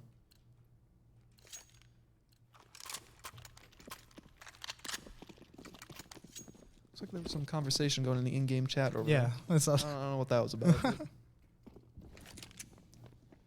right, it's just the pistols over here for Carleton. It's going to see what they can do. Yeah, a few Mac 10s right now. Mac 10s and a Galil from USF. Oh, Tony gets a little bit of damage with that one. He He knew he was in Palace. That's very brave from Taj to be pushing the MAC-10 like that. That's like going to be 2 men down for Carleton right now. And that Palace play is shut down. This is unless they don't expect this fast ramp flank, it's probably done with for them. Yeah, Burb stuck in CT right now. Monix coming behind through Palace though. Takes out 2 with the CZ and is able to pick up a MAC-10. That's a good place to be in right now. He's going to take it a 3rd on Volis, but Waffle ready for that and ready for Kowalski on the Tetris right there. Got a bit scary with those dual flanks from Ramp and Palace, but USF managed to convert and they're able to keep their lead. And they're going to be going into their Carleton's gun round here. Let's see what they can do. They're getting that op out on Monix. They're not pulling any stops right now. Yeah, they have a scout on Hypercube too. I say they're not pulling any stops, and then he buys a scout and just throws what I said in the trash. Yeah, so. You know what? You're actually wrong. But, okay, good. Some setup on mid from USF, and some damage going down on Cat too. Decent spam damage right there. Dissuading them from peeking out there. Yeah, definitely good to just, shoot as much as you can at those smokes. You might just get a headshot. Oh, and Kronos going to take out Hypercube right now. Headshots, yeah. All right, Tony takes out Taj. Good round from USF so far. Gonna have one in Kowalski up in the vent right now in the ladder room, and Tony is ready for that. He just taps him out. Now it's just a 2v5, and honestly, Carleton might not have a choice here. It looks like they're just going for a save. Yeah, I mean, definitely want to keep that op and that M4, both pretty high ticket weapons where they have it's gonna be very little money right now. It's gonna be the only guns of any value that they're gonna have next round. Yeah, definitely would be good to save those, but USF has the people to have the manpower to take them out. If they decide to push forward, and it seems like they're going to, taking out even one of those guns would be huge. It's going to deny Carleton any ability to just mount an offense next round or defense. Yeah, the possibility to shoot through that is there, but looks like the angle isn't quite right. Yeah, but this is going to be the round for USF, 12-6. Definitely a much better game from them this time than it was last game. And Carleton managed to keep their last 2 guns alive. All right, we're gonna go for Carleton's gonna go for another pause right now. Yeah, they're probably just working out their options right now, trying to figure out, well, do we want to force around this op and M4? Because their players could drop something right now. They could get at the very least a somewhat threatening buyout. But it's just going to be coming down to what they decide. They're probably discussing it right now, weighing down their options. Who's going to be taking what sacrifice? Yeah, we'll see. I mean, luckily they have those 2 guns. That's definitely it's a platform to stand on. Yeah, definitely a saving grace for them right now. USF has to be pretty confident this game, feeling a lot better than that last game, kind of bringing it back and taking the momentum in their favor. And again, I was saying at the end of the last game how they were like, they started to mount the pressure towards the end, and that definitely bled over into this game. Yeah, it looks like USF kept the streak of those last rounds that they were winning keep going here. They went on a bit of a tear, and that last half 9-6, and I don't think they've dropped a single round this half so far. Yep, should be hopefully done with the pause soon. But they got a lot to talk about apparently in Carleton. This might be a technical issue. Or that, yeah, could always be a technical issue.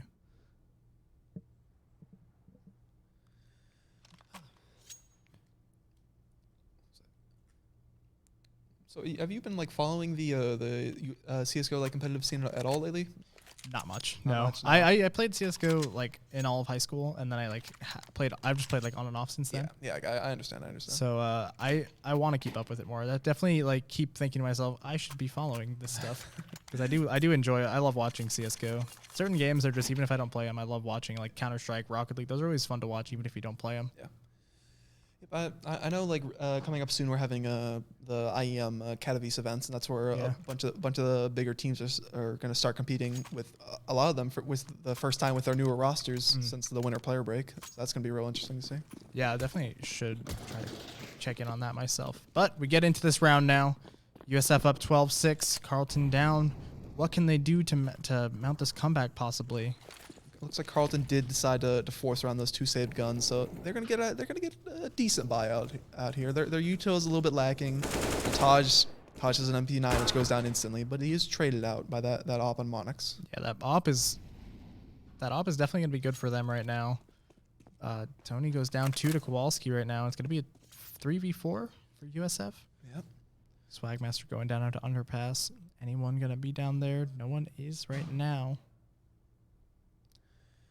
Looks like Raiders just holding that for any push out towards the cap position from chair.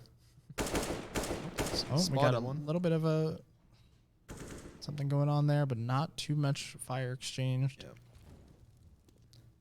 Just USF is slowing the round down right now, just hoping to get any peek out from Carleton, but Carleton is not biting right now, which for them that's very smart. They got the advantage, no need to push it. Exactly. Right now you're able to defend with 4 people to a three-man aggression team, so it's going to be definitely lots of fire going into window right now. Looks Unfortunately, no one's there.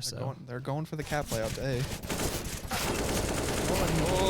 A lot going on right now, but it ends up working out for Volis, taking out Kowalski, and now USF possibly able to get a push onto one of the sites. They've got 20 seconds left. They need whatever they're doing. They need to move. Yeah, like they don't have much time. They're pivoting here. Switching to A. They got to get onto the site and get the bomb down. Takes out a hypercube, and they have enough time to. Volis should be able to get Waffle should be able to get the bomb down.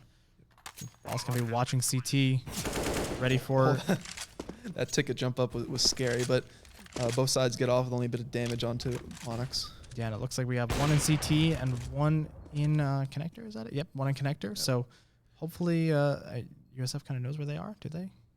Waffle right below, understair. Wasn't ready for Burp to be above. Volis trades it out, and now it's going to be a 1v1. Monix pushing onto the site with the op. And, just barely misses that shot. That was... No, I think Monix didn't have any armor there. I think what happened was that it was the aim punch that threw him off. Was it? Yeah. Yeah, it was definitely... Because I think what he did, he probably took the sacrifice of not having armor that round so he could drop his teammate. Yeah, and that looked like, even though that aim looked like it was straight on, that's going to be the type of thing that screws you over. And now USF going to take that round, super close round, probably the closest we've seen all game. Looks like Carleton's on another kind of semi-weak buy here with the 3 M4s, 2 FAMAs. What would you call a plural FAMAs? FAMAses? FAMI? FAMI. I have no idea. Honestly, I've never even thought about it. The 2 French guns. Yeah, those ones. You know, the ones that look like they belong in Halo. Just a battle of spams going out here in mid through these 2 smokes. Yeah, lots of pressure on Cat right now. I think USF knows that they like to put one player at least on Cat. Taj going to be able to take out Swagmaster over here. And Kronos. Doubles up right there. That's an excellent play from him right there. Gets him the double man advantage. All right, Waffle going for a bit of a push on A, but ends up going back. Looks like Wallace and Tony coming from connector. Takes out Taj. Not ready for Hypercube to be underneath the balcony right there. Mox is just playing on top of the default box, and they were not ready for that. Only in a 3v1 right now. Yeah, they're on all sides. Going to be able to possibly go on connector, but does go down to Kowalski, and that's going to be a round win for Carleton. Carleton gets that op back on their team, and which last round when they had that, or 2 rounds ago when they had that relatively weak buy, that op was very crucial in converting it. Oh yes. Yeah, so now we got a bit of an even situation here. Both teams able to get full gun buys pretty much. Whichever team wins this round is going to be in a position to take at least another round after that, because both teams are going to have to take a save after this. Oh yeah, whoever loses definitely no one good on the money side. Everyone's feeling the crunch right now. All right, few grenades going into apartments there. Looks like he's going for an aggressive play in T-Apps. And honestly, it might work, because if you look, that bomb it's down in T-Apps. It looks like just after their default, USF might be trying to lean towards B. And Taj takes out Kronos coming out of underpass, and now what is USF going to do with this man down? But you heard him fall off the ledge right there. All right, flash comes out. Swagmaster going to get flashed by that, and so not able to use it to his advantage. Here's the op over on Cat, and it seems like he's at least aware of the possibility that someone's possibly on the balcony. Yeah, thinks he's on the other side, though, not ready for him to come from the left there. And then, but 2 kills coming from USF, and now have a even match right now.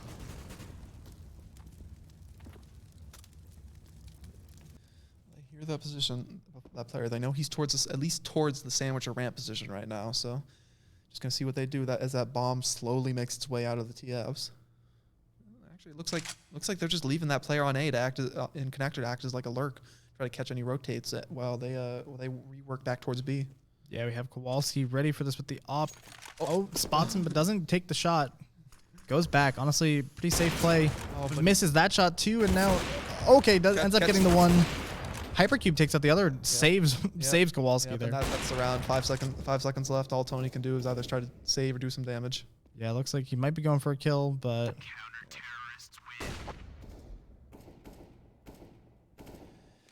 that's another round for Carleton. yeah, Brandon's a little bit closer. 13-8. USF only going to need 3 rounds to clean this up, though. Carleton going to need a bit more. 11? No, that's they wrong. just need 8 more. 8 more. I can't count. I was adding number. It didn't work out. Not a math guy. I have a math minor. Okay, never mind. But, it's fine. Sometimes basic numbers are the hardest ones. Yeah, just USF over on their eco right now. It's just that one saved AK. They're probably not expecting much from this round. Yeah, a bit of a push. Waffle going to go down. Monix takes out 2. Taj going to take out another, and just a massacre over on the A side of the pistols. Yeah, USF not really able to do much right now, but they do take out 2 with Tony with the AK. Yeah, that hero AK that was saved from last round, it's doing damage. They seem to know that he was towards the side of the site. They're looking towards the default box. Yeah, Swagmaster going to check it out. It's going to be able to at least alert Tony where Hypercube is. Yeah, but all the players are here right now. They see the bomb that they're throwing their util. Yeah, the grenade is going to take them out. But that's just danger on all sides right there. All right, 13-9. Carleton catching up right now.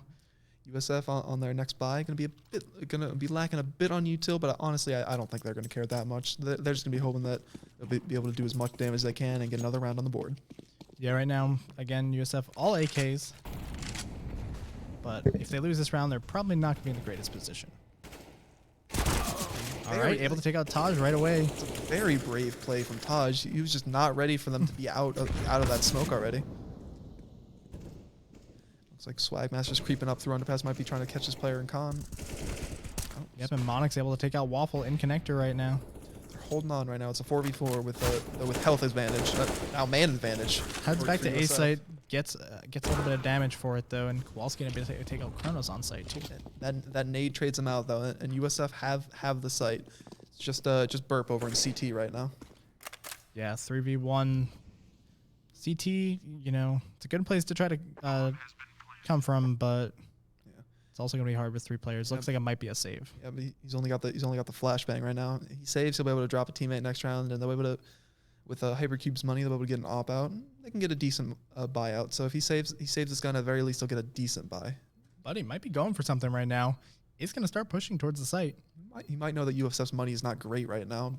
Because any player dies right now here on USF, it's going to be a bit more dangerous. Accidentally makes some noise trying to jump on the box, but is going to be able to take out 1. Wallace will trade it out, and that's going to be, taking out 1 on USF wasn't bad. It does strain their economy a little bit more. I think 1 player's probably going to have to take a Galil this round or something.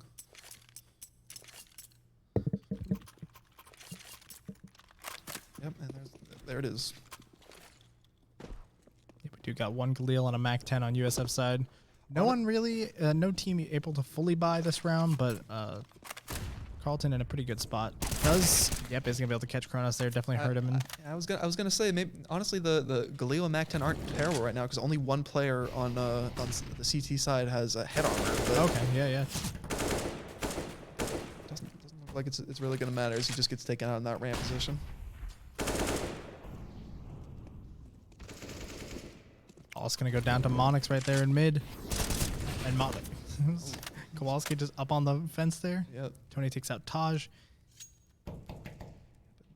Looks like USF has retaken top mid control as the CT players fall off. They're just going to play this man advantage, probably not aggress too much anymore. Yeah, they do have a bit low on the side of Monix, and Tony also going to be a bit low, so it's see what they can do with this right now. USF throwing a little bit of fire towards A. Kowalski going to come in through the ladder. Tony's aware of this. He's aware of this.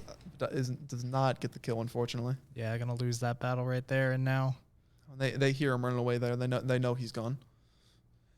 All right, it's just a 2v4 for USF, the twin players of Waffle and Swagmaster. Yeah, stuck in mid right now. Oh, and sees one on top of ticket booth there. Spotting it. Getting the info. That does mean the B players are starting to aggress onto Cat right now. If he's quick, he might get there. Oh, looks like they just got away from that player on Cat. But Waffles. I don't know what's happening right Me now. neither. Going for there's a something. player firebox. They've lost. Oh, okay, yeah. Yep, it's over. They did go for something there. Yeah, they tried. All right, USF 14-10. But it looks like they're going to be forced onto a save right here, so it's probably going to go up to 14-11 right here. Yeah, Carleton. These are the rounds they need to take to bring this back. They want to make this. If they want to make this a 2-0, they're going to have to take it back quickly. And they need this round to be clean because that'll build up their economy, which is currently not great. They lose more than 2 players here. It's not going to be fun. Ball's looking everywhere with that scope right now. He's entry fragging with a scout right now. Chronos going to go down from Onyx. Taj going to take out Swagmaster too. So we have 3v5. Yeah. Bit of damage on both sides though. All right, going to have one pushing Cat right there. And Volis ready for it. Right in the head. Yeah. We got 2 of these players who are really low. One of them one shot for a deagle. Another one just gets tagged as a scout. It is possible though. I will say it's going to be unlikely for USF to take this round. Yeah, Taj going to now know that someone's coming out of underpass. He's just falling back with that right now. Oh, and a couple of them peeking connector right now. Taj going to back up, go towards jungle. Oh, and Monix behind, ready for Volis there. Yep, Raider just ready for that. They're not ready for that Cat player to swing out. And Taj manages to clean up the eco round. Only 1 player lost. It's a relatively clean round for Carleton. Yep, gonna go up now to 11. It's coming a bit closer. Yeah, it's getting, you know, if you're USF, you just got to keep it up. If you're Carleton, you're going to, you know, you want to try to get this momentum and try to finish this out. But we'll see how hard that's going to be. How hard can USF make it for them? It's like they're having USF is leaning towards B right now. They got 3 players over in the T apps over there. And their bomb. So, well, make that 4 players as Waffle joins them over there. Yeah, I'm not sure if I feel like I've seen them go for too much on B this half yet, right? And I think they've done it once, but they haven't done it in quite like a heavy position like this through apps. And Burp going in, does get one out through that smoke there. He's out. He's out of there. That's great. Yeah, that's great for Carleton. Man advantage, and you know there's at least 2 more players over there, probably more because you see all this util coming. Yeah, gets one and is able to get back, and now good B side defense.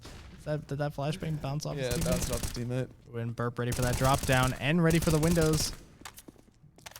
Ball sticks out Taj, and now we got a 4v2 for USF. Walski's spraying towards that smoke. And there goes Volis down to Burp at the bench. Just Swagmaster in apartments right now, trying to see what he can do. So he's gonna be able to take out Monix. It knows that, definitely gonna know that Burp's at bench. He's gonna know probably that there's one at Cat too. Yep. Ready for the one at Cat. Ready for the one at bench.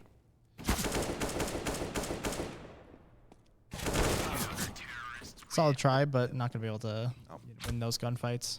That defense on the B side was very good for Carleton right there. Especially I don't remember who it was who pushed into apps. He pushes in, get that 1 kill through the smoke, and gets out. No trade possible. I think that was Burp, right? I think so. Possible. Yeah, I think you're right. All right, gonna be a save buy from USF.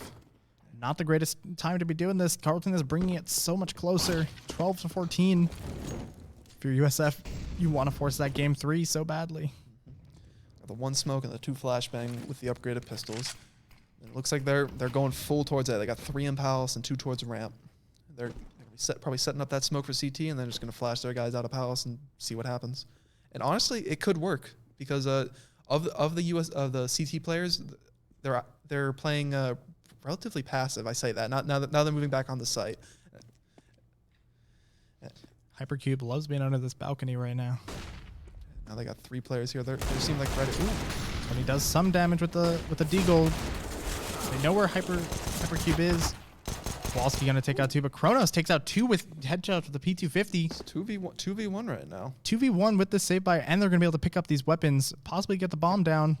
But Burp gonna be in jungle, ready for. He just throws the bomb across. He was trying to play ramp. Takes out Swagmaster. Is gonna go out through connector and try to get this final kill. Kronos on 34 health. Burp on 100. Does have armor behind this though, but it is going to be a very viable 2v1. Never mind. Knew where to look, but just wasn't Wasn't ready for it. probably wasn't expecting him to be out that early. Honestly, for Burp, that was an excellent 2v1 right there. He managed to get that 1v1 onto Swagmaster, who just is a bit of an unfortunate play on his part. Yeah. And now, all right, 14-13. This is starting to get to the end. This is starting to get super close. Yeah.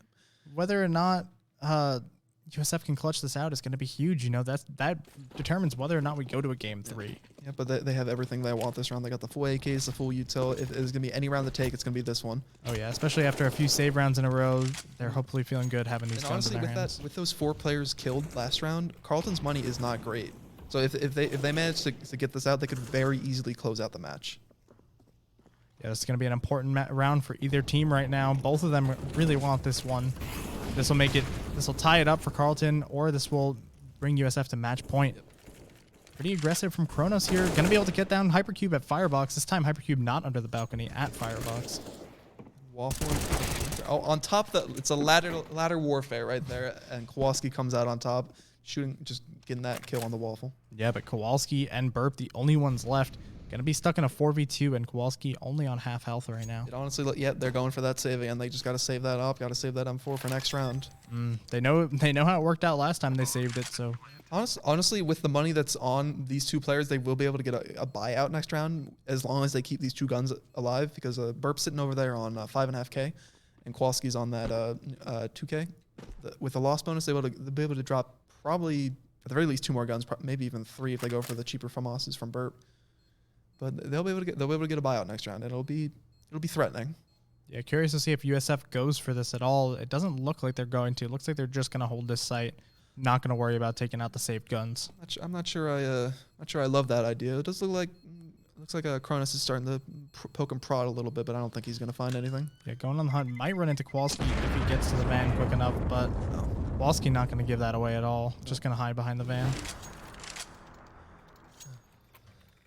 All right, and here's USF on match point. Carleton are gonna have to dig deep right here. This is gonna be their only chance with these saved guns, these saved rifles. And they've got almost full utility on the side of CT, so they do have a very strong chance to try to shut down USF here. Though they want to do it cleanly because they still need to win 2 more rounds, another round after this one to at least make it to overtime. Yeah, this is match point. USF could take this right now. And we definitely want to see this go to a game 3, but Taj going to take out Tony right away through the smoke. USF going to be down a player for the rest of this round now. Yep. I don't think Tony's feeling too happy about that one. Oh, Kronos goes down to Hypercube 2. Kowalski going to take out Waffle. This is not looking great for USF's match point. Oh, and they're doing it cleanly so far. Onyx, while Flash takes out Volas, and now USF really not looking great here right now. Just 1 player left alive. Swagmaster goes down. Great round for Carleton. That's exactly what they needed right there. They didn't lose a single player, and though USF's money is still going to be fine, it means that they're not going to have to worry about the potential of being forced onto like limited util or weaker rifles for this last round. Yeah, and right now USF going to go full AK, no ops, just going to go for it. And now let's see. This is match point still, but if Carleton takes this, we're going to go to overtime. Oh, we got Hypercube and Swagmaster about to battle it out, and Hypercube does take it with the headshot. Doesn't look like the rest of USF is changing their plan, though. They're still leaning towards the A side, slowly walking out the ramp. And it feels like Carleton is looking for them at mid, but not going to find anything. While they push out onto A, now Taj forced back behind triple. All right, we got a 2-for-1 right now for USF. Gonna be a 3v3. What can they do to clutch this round out and possibly take this game? Looks like Volas goes for the plant behind the box there. Smokes everywhere. Doesn't manage to keep it up. Waffle. Ooh. Trying to defend the stairs, but gonna go down. Tony cleans it up, but then Burp is gonna clean up Tony, and now it's 1v2. Volas left all alone in Firebox right now. That nade does no damage. Is almost on him, but it seems like they have a pretty solid idea where he is. But they don't. And Volas clutches it out from Firebox. With that nice, excellent 2v1 right there. He just managed to save the map of Mirage for USF, and that's USF taking Carleton's map pick. Wow, that's a way to clutch it out right there. That was looking bad, but Volas in the corner. They you know, if we thought, like, looking at it, we're like, okay, they know he's in Firebox, but they weren't looking, and they weren't ready for those shots to go down, and now Vala's going to take that map, and now we'll go to game 3. Looks like an Inferno is going to be the decider, and this is going to be one ratty map. I'm ready to see just all of these just nasty plays coming out from both sides. Yeah, I haven't seen Inferno in a while. I'm actually super excited. I love Inferno personally, but, you know. I can't remember, because I know, I feel like there's some people on USF Green who dislike it. I believe it's Kronos on that team who kind of really despises Inferno. Yeah, a much more close quarters map than something like Mirage or Overpass. You know, lot of less space. Mm-hmm. But we will go to a quick break while we wait for to get into this next match. Yeah. All right, and getting back into it, we're going into the third map here. Gonna have Carleton starting on the CT side. We're gonna be on Inferno. So we got 1-1. This is the match to decide the tiebreaker match. This is going to be, you know, as we said earlier, this is the map that both of them kind of picked, I guess, you know. Yep, just left the one left in the rotation by the bands. Looks like Carleton starting out with a bit of Apps aggression in the boiler right there, but no one's there to bite. USF is just kind of keeping all their ponies in towards bottom mid right now. Yeah, going up towards Banana a little bit. They're walking up there, and the players on Banana are playing very passive. One on looks like New Box, the other one's on CT, just jiggling that angle. So USF could be very well suited for a B explosion out here. Yeah, it looks like they're gonna start going now. Gonna get a smoke down from Kowalski. Tries to spam and get a few, but doesn't get any. And Vol's gonna be able to take him out. And now we have USF with full site control, gonna take out the one New Box. And now we have with Chris pushing into CT. That's gonna be a very quick 5v2 turned 4v2. Yeah, nice work by Taj.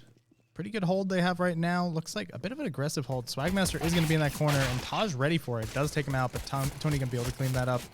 And now they're not playing the bomb. They're just trying to get him out of here. They're just saying, "Come on, get him out of here. Send it." Yeah, they're like, we're done with this round. We got the site. We won. Was that Tony ducking around right there? Just ducking, making him miss his shots.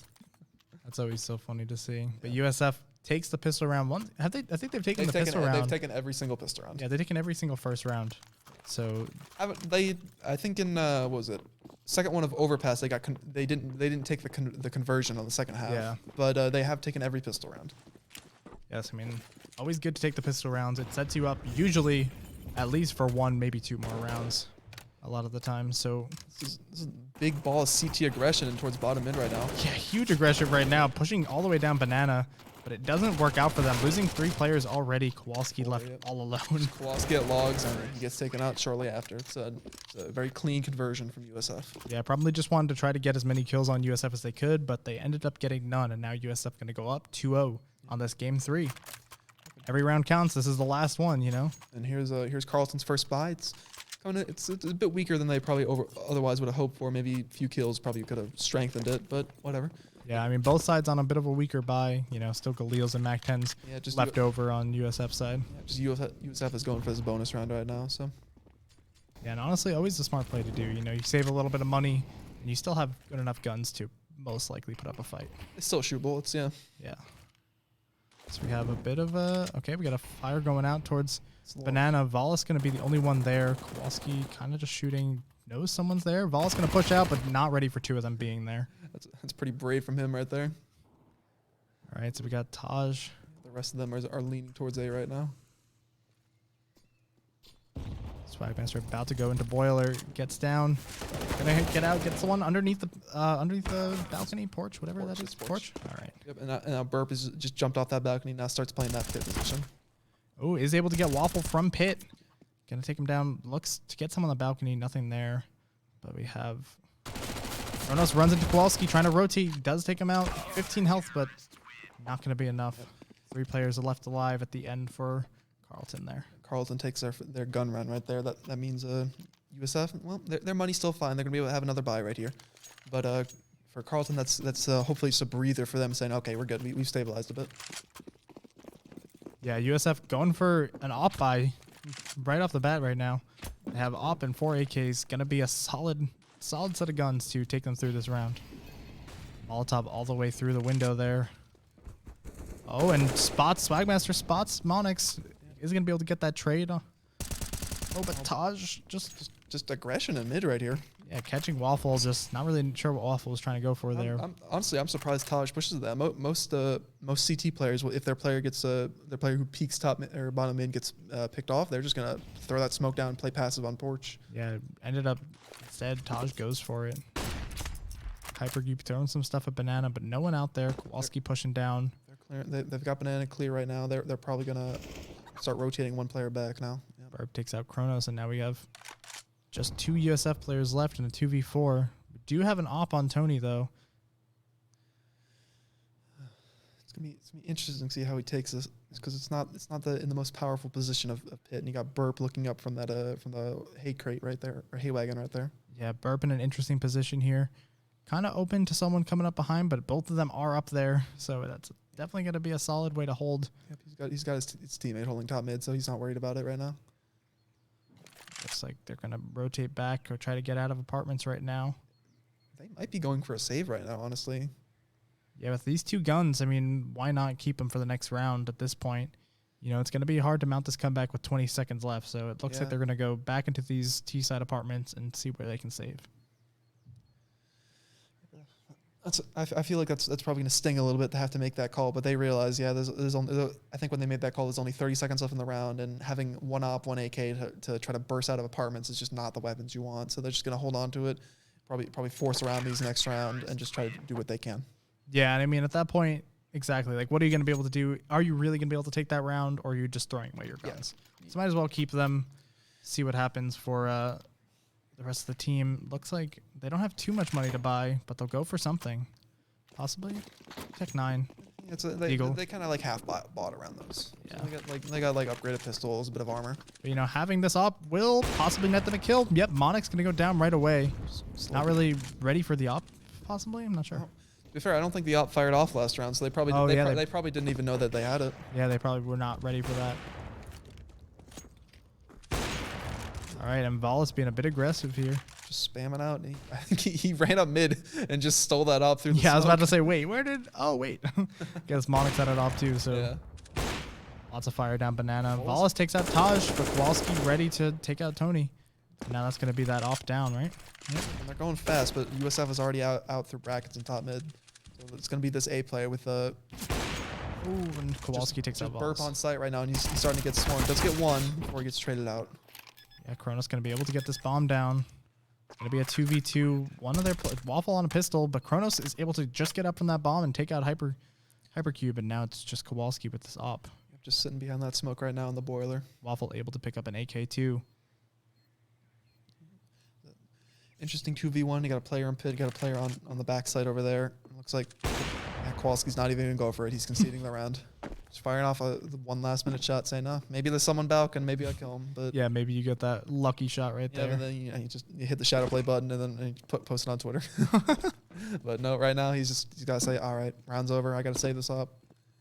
Yeah, to keep this USF going to go up for the lead, 3-2. Very back-and-forth game for this last game so far. Carleton should be able to still get a buy around, especially with the saved op, but USF is definitely be happy with that outcome, that weird little half buy around the saved rifles.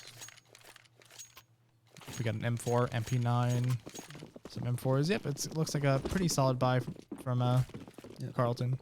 Their U-Tool's pretty good. The only person who's lacking a bit on the weaponry is Hypercube, who's just having to make do with that MP5. All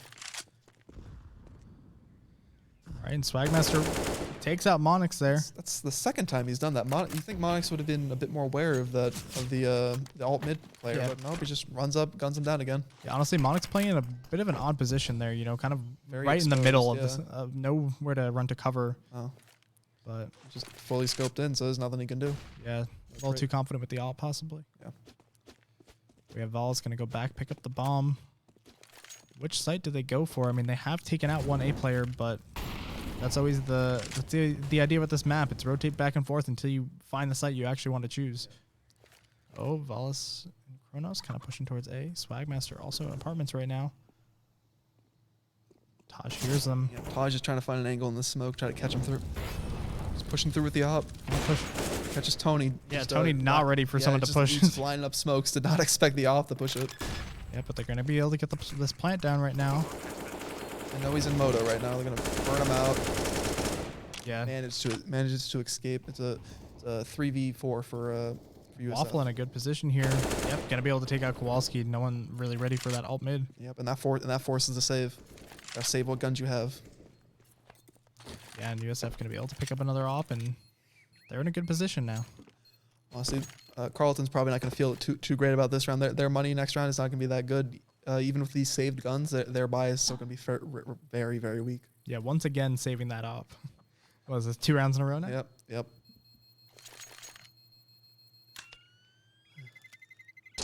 That bomb going off. It's gonna be 4-2 for USF on the T side of Inferno. Yeah, good to take this early lead for them. You definitely want that in this game 3.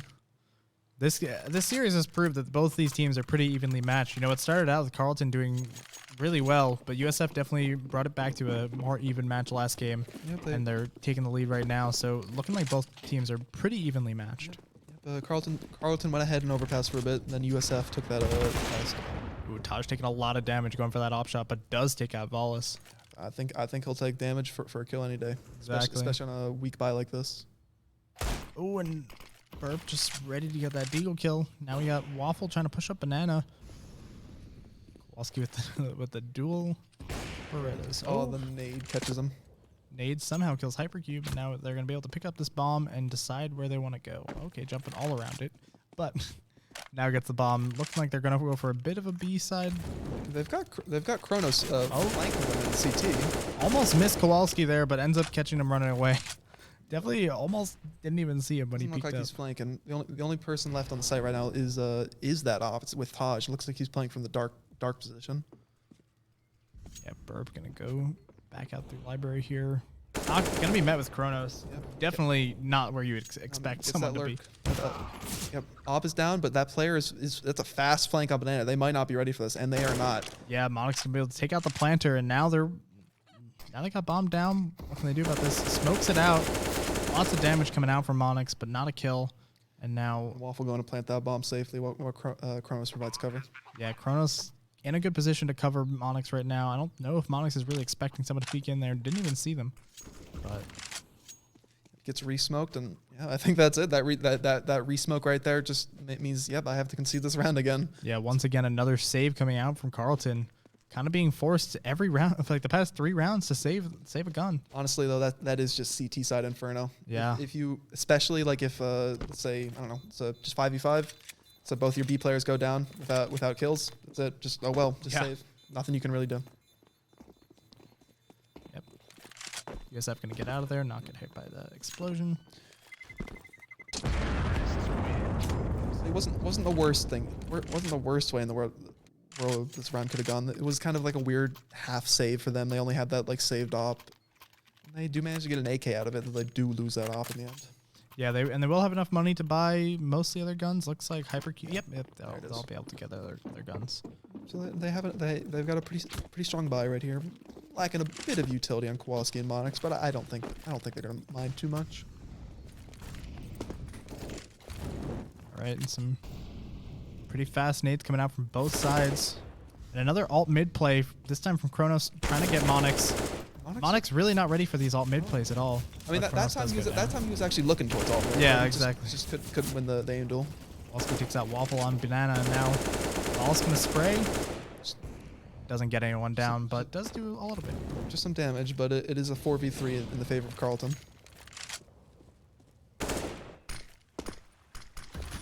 Alright, gonna set up a bit of smokes, not let USF get onto this B site. Now, what is the plan from USF? Looks like we got Swagmaster coming out Boiler right now. He's kind of just lurking around there. He might peek around there, see if he can get this player on the arch side. Maybe it seems like more he's just going to wait for the rest of his players to pull up. Oh, and Taj gets right away headshotted. Not even like barely able to see Volis before that happens.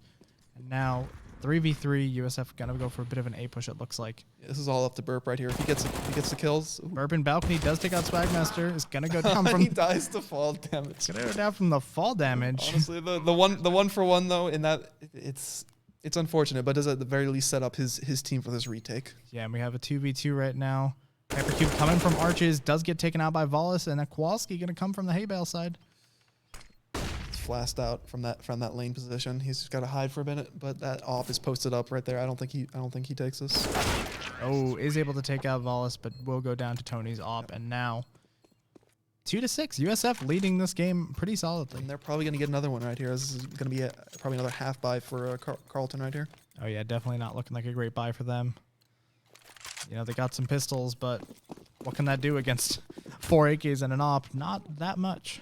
Gonna have to get lucky here. Stranger things have happened. Let's see what they can do. You're not wrong. Give an aggressive push with a nade from Volis.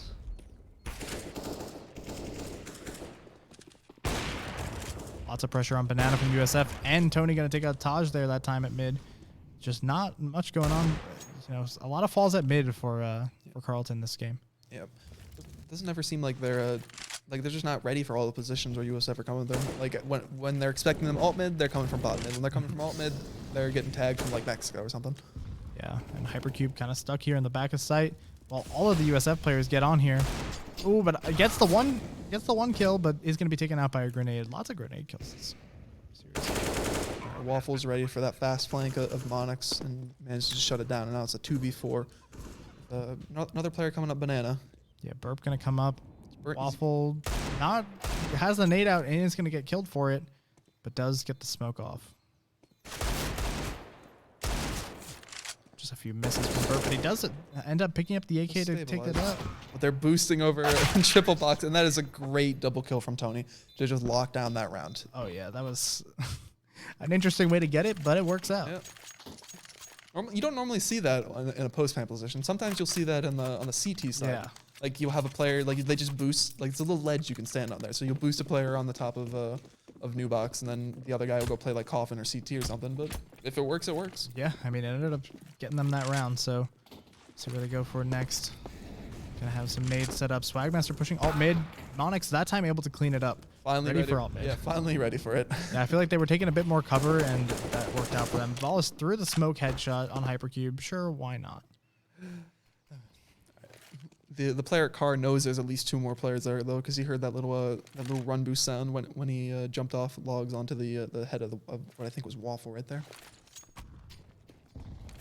They do have their op here. Oh, and yep, Carleton ready to back up at Banana. They do have a lot of damage on them. Okay, the flash will get him out, and now back to sight for. It's a 4v3 for Carleton. Yeah, USF kind of all cramped up on Banana. Got to be ready for both sides right now. Seems like they're expecting the other players on CT to start pushing down mid, but they have not done that right now. They're still sticking to the A side. So does look like that Burp is starting that rotate through CT to B side. Yeah, they want USF to come to them. Yep. Because you know that's what they need to do. All right, Monix gonna use that op once again. Takes out Waffle. And we have Tony possibly going for a bit of an op battle, or okay, takes out Kowalski first. Looks like Raider, or not Raider, I'm sorry, Tony was just throwing some nades out on the A side, trying to keep that one more player there. Does take out Monix too, and knows where that one is. Knows that they're at CT. 2v2 post plant for USF over here. Yeah, and Tony really blowing this round open with those kills. Oh, and we're gonna have a bit of a battle there. Kronos does take the win there and knows where the last one's coming from CT, but a little bit low on health. Does have what flash, can he do? Up Molly, peeks out, tries to go for the straight fight, doesn't work out. It's gonna be a 3rd round for Carleton over here in a minute. And he'll probably grab that op once the round is done. Almost a really good take at the end there for USF, but just barely losing it. It was some really sick shots on the operator over there.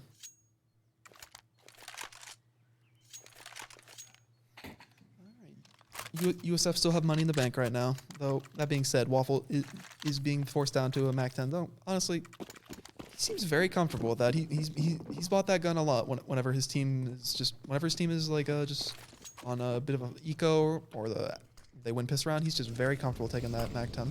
Yeah, it's definitely. I mean, it puts out so many bullets per second, right? It's so fast. Ooh, and with the smoke headshot. That's a nice timing shot from Monix. Another one. Waffle just trying to push it. Good op shots from Monix right now. Finally getting a bit of more of a hold on mid there. Tony gonna take out Kowalski though. Aggressive push from Swagmaster right there. Yeah, lots of aggression from USF. hasn't really worked out for them this round, but you know. Looks like Bogdan's Law's coming out, putting that op over on the hands of Volus. And they're getting flanked from bot mid. And it looks like the comms were just not there for them. They just were not expecting that. Yeah, not ready for Burp to come behind. And now Carleton getting a few more rounds on the board, bringing this a little bit closer. USF still have a 3-round lead. But if they, if they keep dropping rounds, looks like they don't have enough money to buy here either. Yeah, just another half buy with upgraded pistols, a Mac 10 on Chris. It's gonna be the hero of the round if there is one. Looks like they're going up towards alt mid. They might be trying to do a Halls pop right here, but they do have Burp up in Halls for that. Looks like they're all kind of congregating around the under balcony right around in mid. Maybe just waiting for one of these CT players to try to overstep his mark. Lots of setup coming up from both sides. USF pushing out mid. Oh, and they they just all die. Yeah, that just got shut down. Looks like one of them burned in the molly, and another one got no scope through a smoke by an op. Yeah, Swagmaster is able to take out Taj though. He's gonna run through this fire towards Pit, but does go down to Burp, and Kowalski gonna take out Tony to win that round for Carleton, bringing it a little bit closer, 5-7 now. Only a 2-round lead for USF. This series really just can't get any closer. No. Excuse me, hitting my microphone.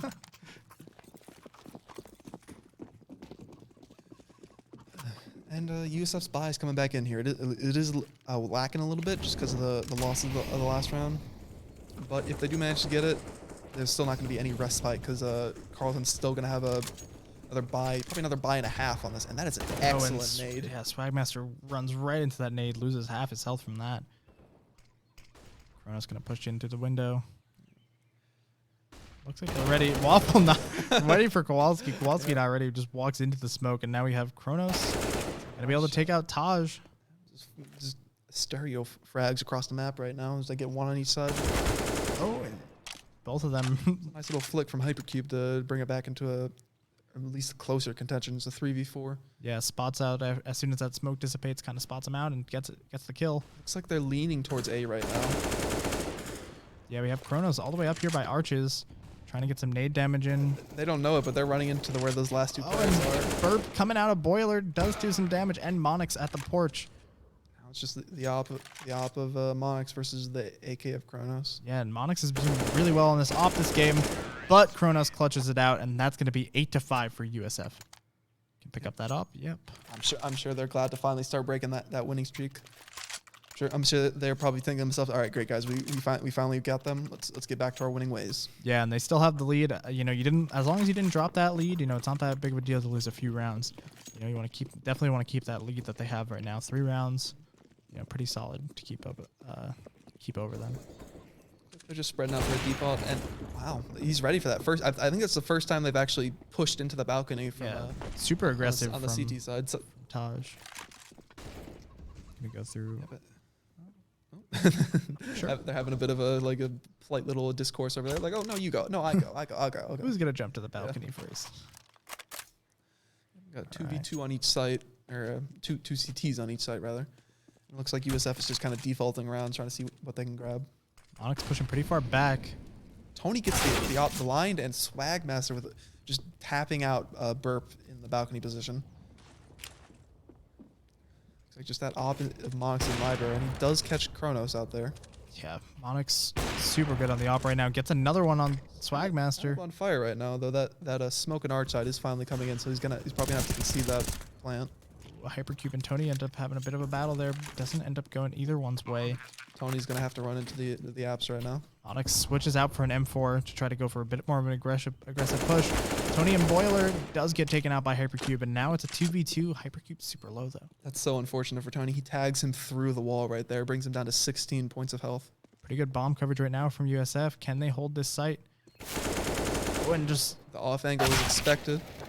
From the corner, Waffle does clean up the round and make it 5-9 for USF, just barely winning that round. Great spray from the cold Zero box from Waffle right there. Yep.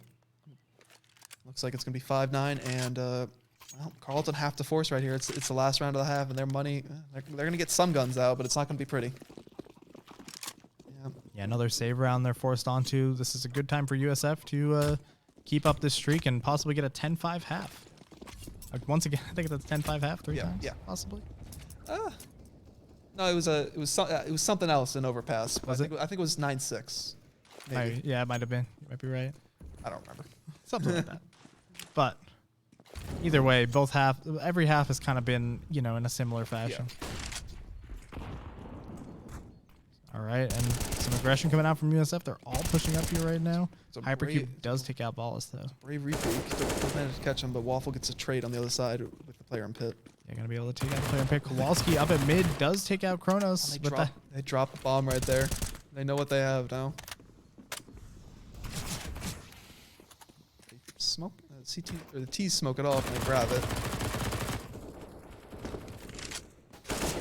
Oh, and just while getting onto the site, Waffle's able to take out one of them, and now it's just going to be a 1v1. Gets the bomb down. Kowalski, where is he coming from?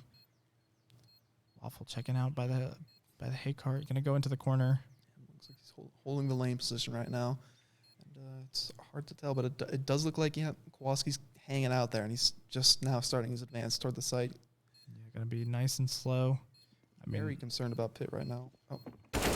Oh, and Waffle just, here's the rush onto site and is able to peek up and get that half 10-5. And USF, after, the first game, they weren't looking too great, but these past two games, they've been cleaning it up. Yeah, they had a really strong start in the first half of the second map. They struggled a bit. They managed to close it out. It looks like they're just riding that momentum right now. They're pushing out the 10-5. Yeah, and we'll see if Carleton kind of pulled the same thing they pulled last match and start to possibly bring this back. But if they don't, USF is in a really good position to take this whole series right now. Now USF is over to the CT side, which honestly, depending on how your opponents play, can be the easier side. Oh, and lots of opponents coming out mid. That nade is going to do a decent amount of damage to Monix. Massive fight going on towards Banana right now. It looks like all 5 players are just rushing on the site. Yeah, they're really trying to overwhelm right now, but can USF hold this site? Looks like Kronos is going to go down. They do have one in CT. Valas in new box is able to take out 2 at least right now, and a third. That is phenomenal from Valas right there. He has set up his teammates for this retake right now. Yeah, definitely, especially while getting overwhelmed that hard on that site. Taj going to take out Swagmaster, but then we still have USF able to clutch it out and defuse the bomb right now. Great hold from Valas from the new box right there. Yeah, Valas made that so much easier for his team. Just being able to hold like such just staying alive for that extra half second and killing the other player was just everything right there, because it gave the players just a bit more time to rotate and just took off the pressure of them. Yeah, especially in such like a volatile situation, right? There's like 5 of them coming at you, and you end up just taking out 3 of them. That's great. That's what you want. All right, go into this round. What's the plan here from both sides? Looks like another mid push possibly from Carleton. Lots of nade damage going on to Hypercube. Kind of looks like they're just defaulting, though they are definitely leaning towards these top brackets position right now. Yeah, running 4 players going up. Make that all 5. Yeah, no, they're just straight out here. Yeah, another aggressive push. Ends up none of them really looking the other way, but they do take out Waffle and Pit, and now we have Swagmaster on balcony. They know he's there. They saw the Molotov come out. Yep, and they. Oh, we have one in apartments. Swagmaster able to take out Kowalski up there. Now, Tony's in a dangerous position right there, but he does manage to get out. Yeah, just gonna run on site, at least take out one before letting Kronos go in to take out another. This is mayhem right now. It's just Raider left coming in from the rotate from B side. He's slowly pushing up to the lane side. Yeah, we have Hypercube very low in balcony right now, and Monix on the site trying to hold this. What can Valas do? It's kind of right in the middle of both of them, but gets on the site behind. No one sees him, and now kind of free to take this. Ends up running away. Okay, not enough time. Yeah, I think he would have had time. He was just scared that he didn't know where the player was. So. Yeah, unfortunate, because very easily could have just one shot. He would have had. He probably didn't know about the damage, but he would have had to been quick on there. He would have had to get the player and then pretty much almost immediately start defusing. Exactly. Yeah, it would have been a tight time, but ends up getting out of there, saving a gun, and now USF still holding this lead 11-6. Yep, they're forcing back right now with the 2 shotguns over there. Got a Max 7 and an XM10. Is that yeah? Yep, Max 7, the auto shotty, the XM. Yeah, this is. Honestly, I don't hate the Max 7, especially on Banana. I actually really like the Max 7, but oh yeah, especially right here. Especially That's right where here. you're gonna use it. That's where you're gonna use it. Okay, 2 headshots with that. What else can you ask for? it's a great little hold right there from Cronus. All right, Volis holding his new box once again. I mean, was able to get them 3 kills last time, so yeah, that was a pistol. Yeah. He's got an M4 now. He's got the actual gun. It does look like Carleton is starting to back off, but Tony is flanking them with an auto shotgun. If he was just a second faster, he could have easily gotten them, but now they're just a bit too far away to be useful. Yeah, they're starting to push up mid, and it looks like USF defending B site. They're gonna have to. They're rotating now. Swagmaster able to take out 2, and now they got the bomb down too, and this is looking really good for USF.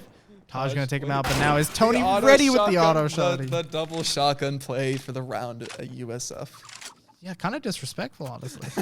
Double shotguns? Did they end up taking the round? Just a little bit. They're having fun with it. Yeah, they're having fun with it. At this point, they're up 6 rounds. They're gonna laugh at that one all the way to the bank, man. Yeah, now bad position for Carleton. You know, that not a lot of guns, and USF with probably a lot of confidence and a lot of guns right now going into this round. Just a heavy banana lean right now. Yeah, and lots of damage going out. Banana Monarch's gonna go down to a nade too. Bomb is down. Oh, it's the 3 spread in the banana right now with the other player lurks in the balcony. Oh, and Burp's gonna be able to take out Kronos with a nice headshot there, though. Is Taj gonna be able to lurk out and get a kill? Seems like the other player by the Haykar is expecting it, but the double CT setup for USF over here.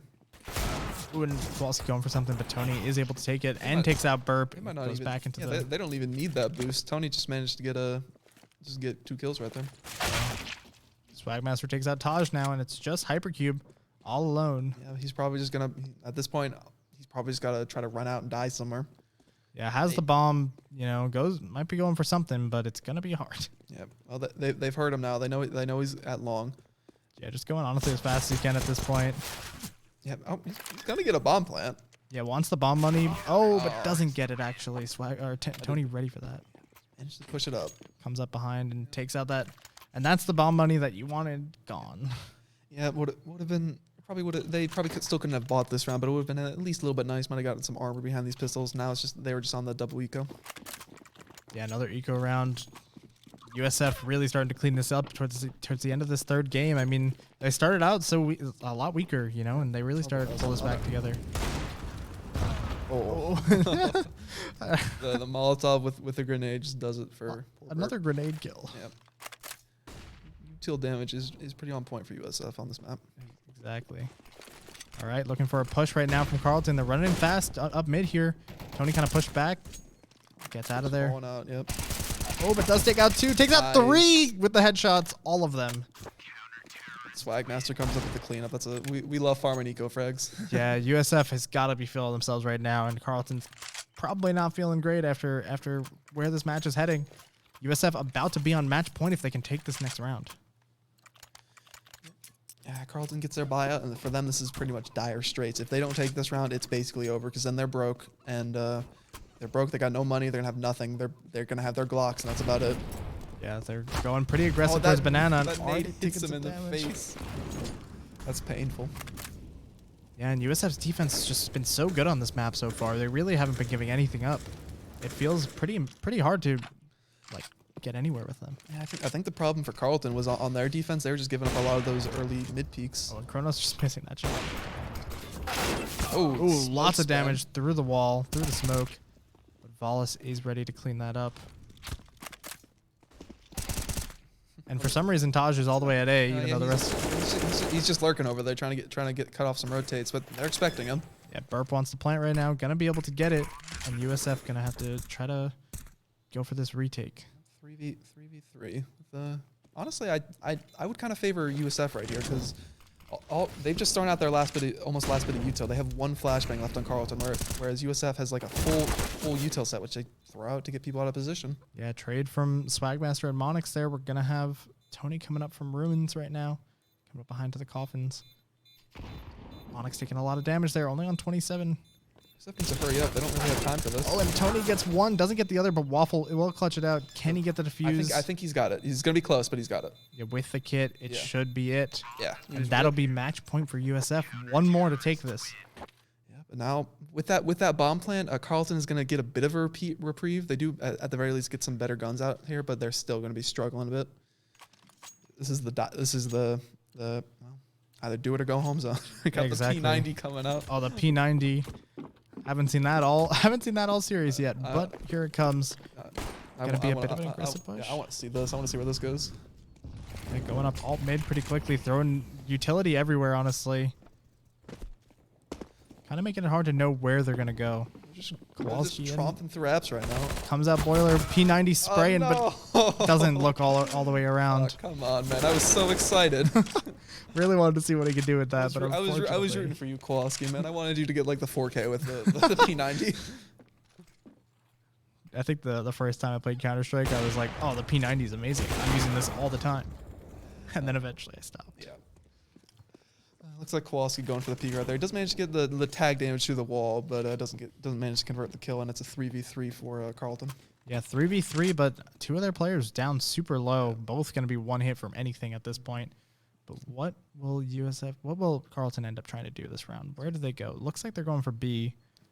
Honestly, B is the play right here. All they have right now is Raider, and he's playing very passively. He's not peeking banana at all. He's just gonna let them come onto site while he tries to gun them down. Yeah, playing a bit slow from Carleton. You know, they don't want to. This is their moment. This is where they got to clutch it out right now. So can they do this? Can they get onto the site? They have the AKs to do it. All right, the utility comes out. Vols is gonna be ready.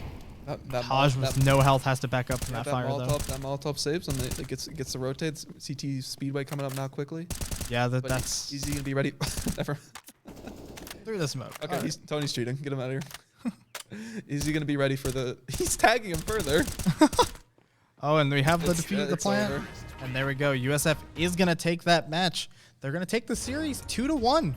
Honestly, you know, we started that up. Game 1 wasn't necessarily looking like it was gonna go USF's favor for the rest of the match, but it ends up working out. They ended up pulling it together, getting that match, getting second match, and getting that third match pretty decisively. Looks like honestly, those first two maps were really back and forth.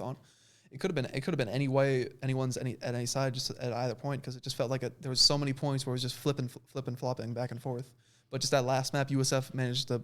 I don't know what it was. Maybe they were just warming up. Maybe they had a better game plan. Maybe they just hurt the mental of Carleton with that victory on their chosen map of Mirage. Yeah, I know. It felt like, especially USF losing their map pick the first round, the first game, and then they go into the second game, and I think it was kind of like back and forth for a while, and especially towards the end, you know, it was Carleton started to come up, and it could have gone to overtime, but then there was that super insane clutch from Firebox, and then just after that, just game 3 really just looked like it was pretty much all USF most of the time. It started off kind of close, but then USF really took the lead. Yeah, there was just lots of points where it just seemed like Carleton was making kind of questionable plays, like especially with like Monix peeking down mid so many times, just getting caught out from either alt mid or bottom mid. Just what they didn't seem like they really were ready for what USF had to throw their way.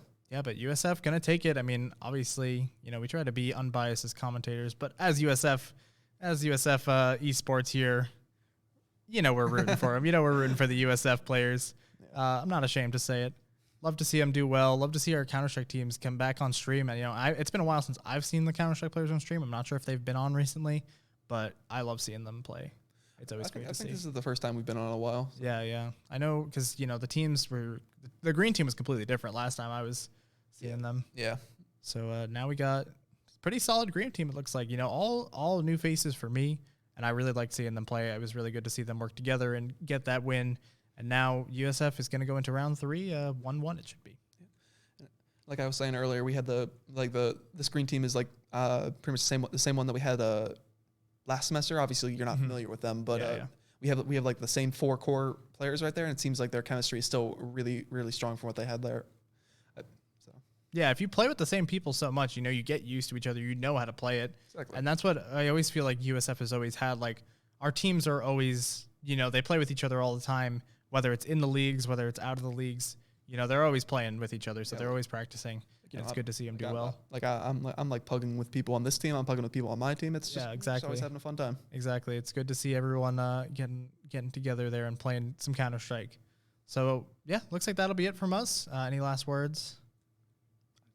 I think so. I think it's about it. All right. Shout out to the Counter-Strike team for taking that. And yeah, we'll see you guys next time for, I think there's League tomorrow. So if you're interested in League of Legends, tomorrow night on USF Esports, follow to get notified for that. Click the bell to get it on your phone if you want. And we will see you then. Thank you all for watching. Have a good one.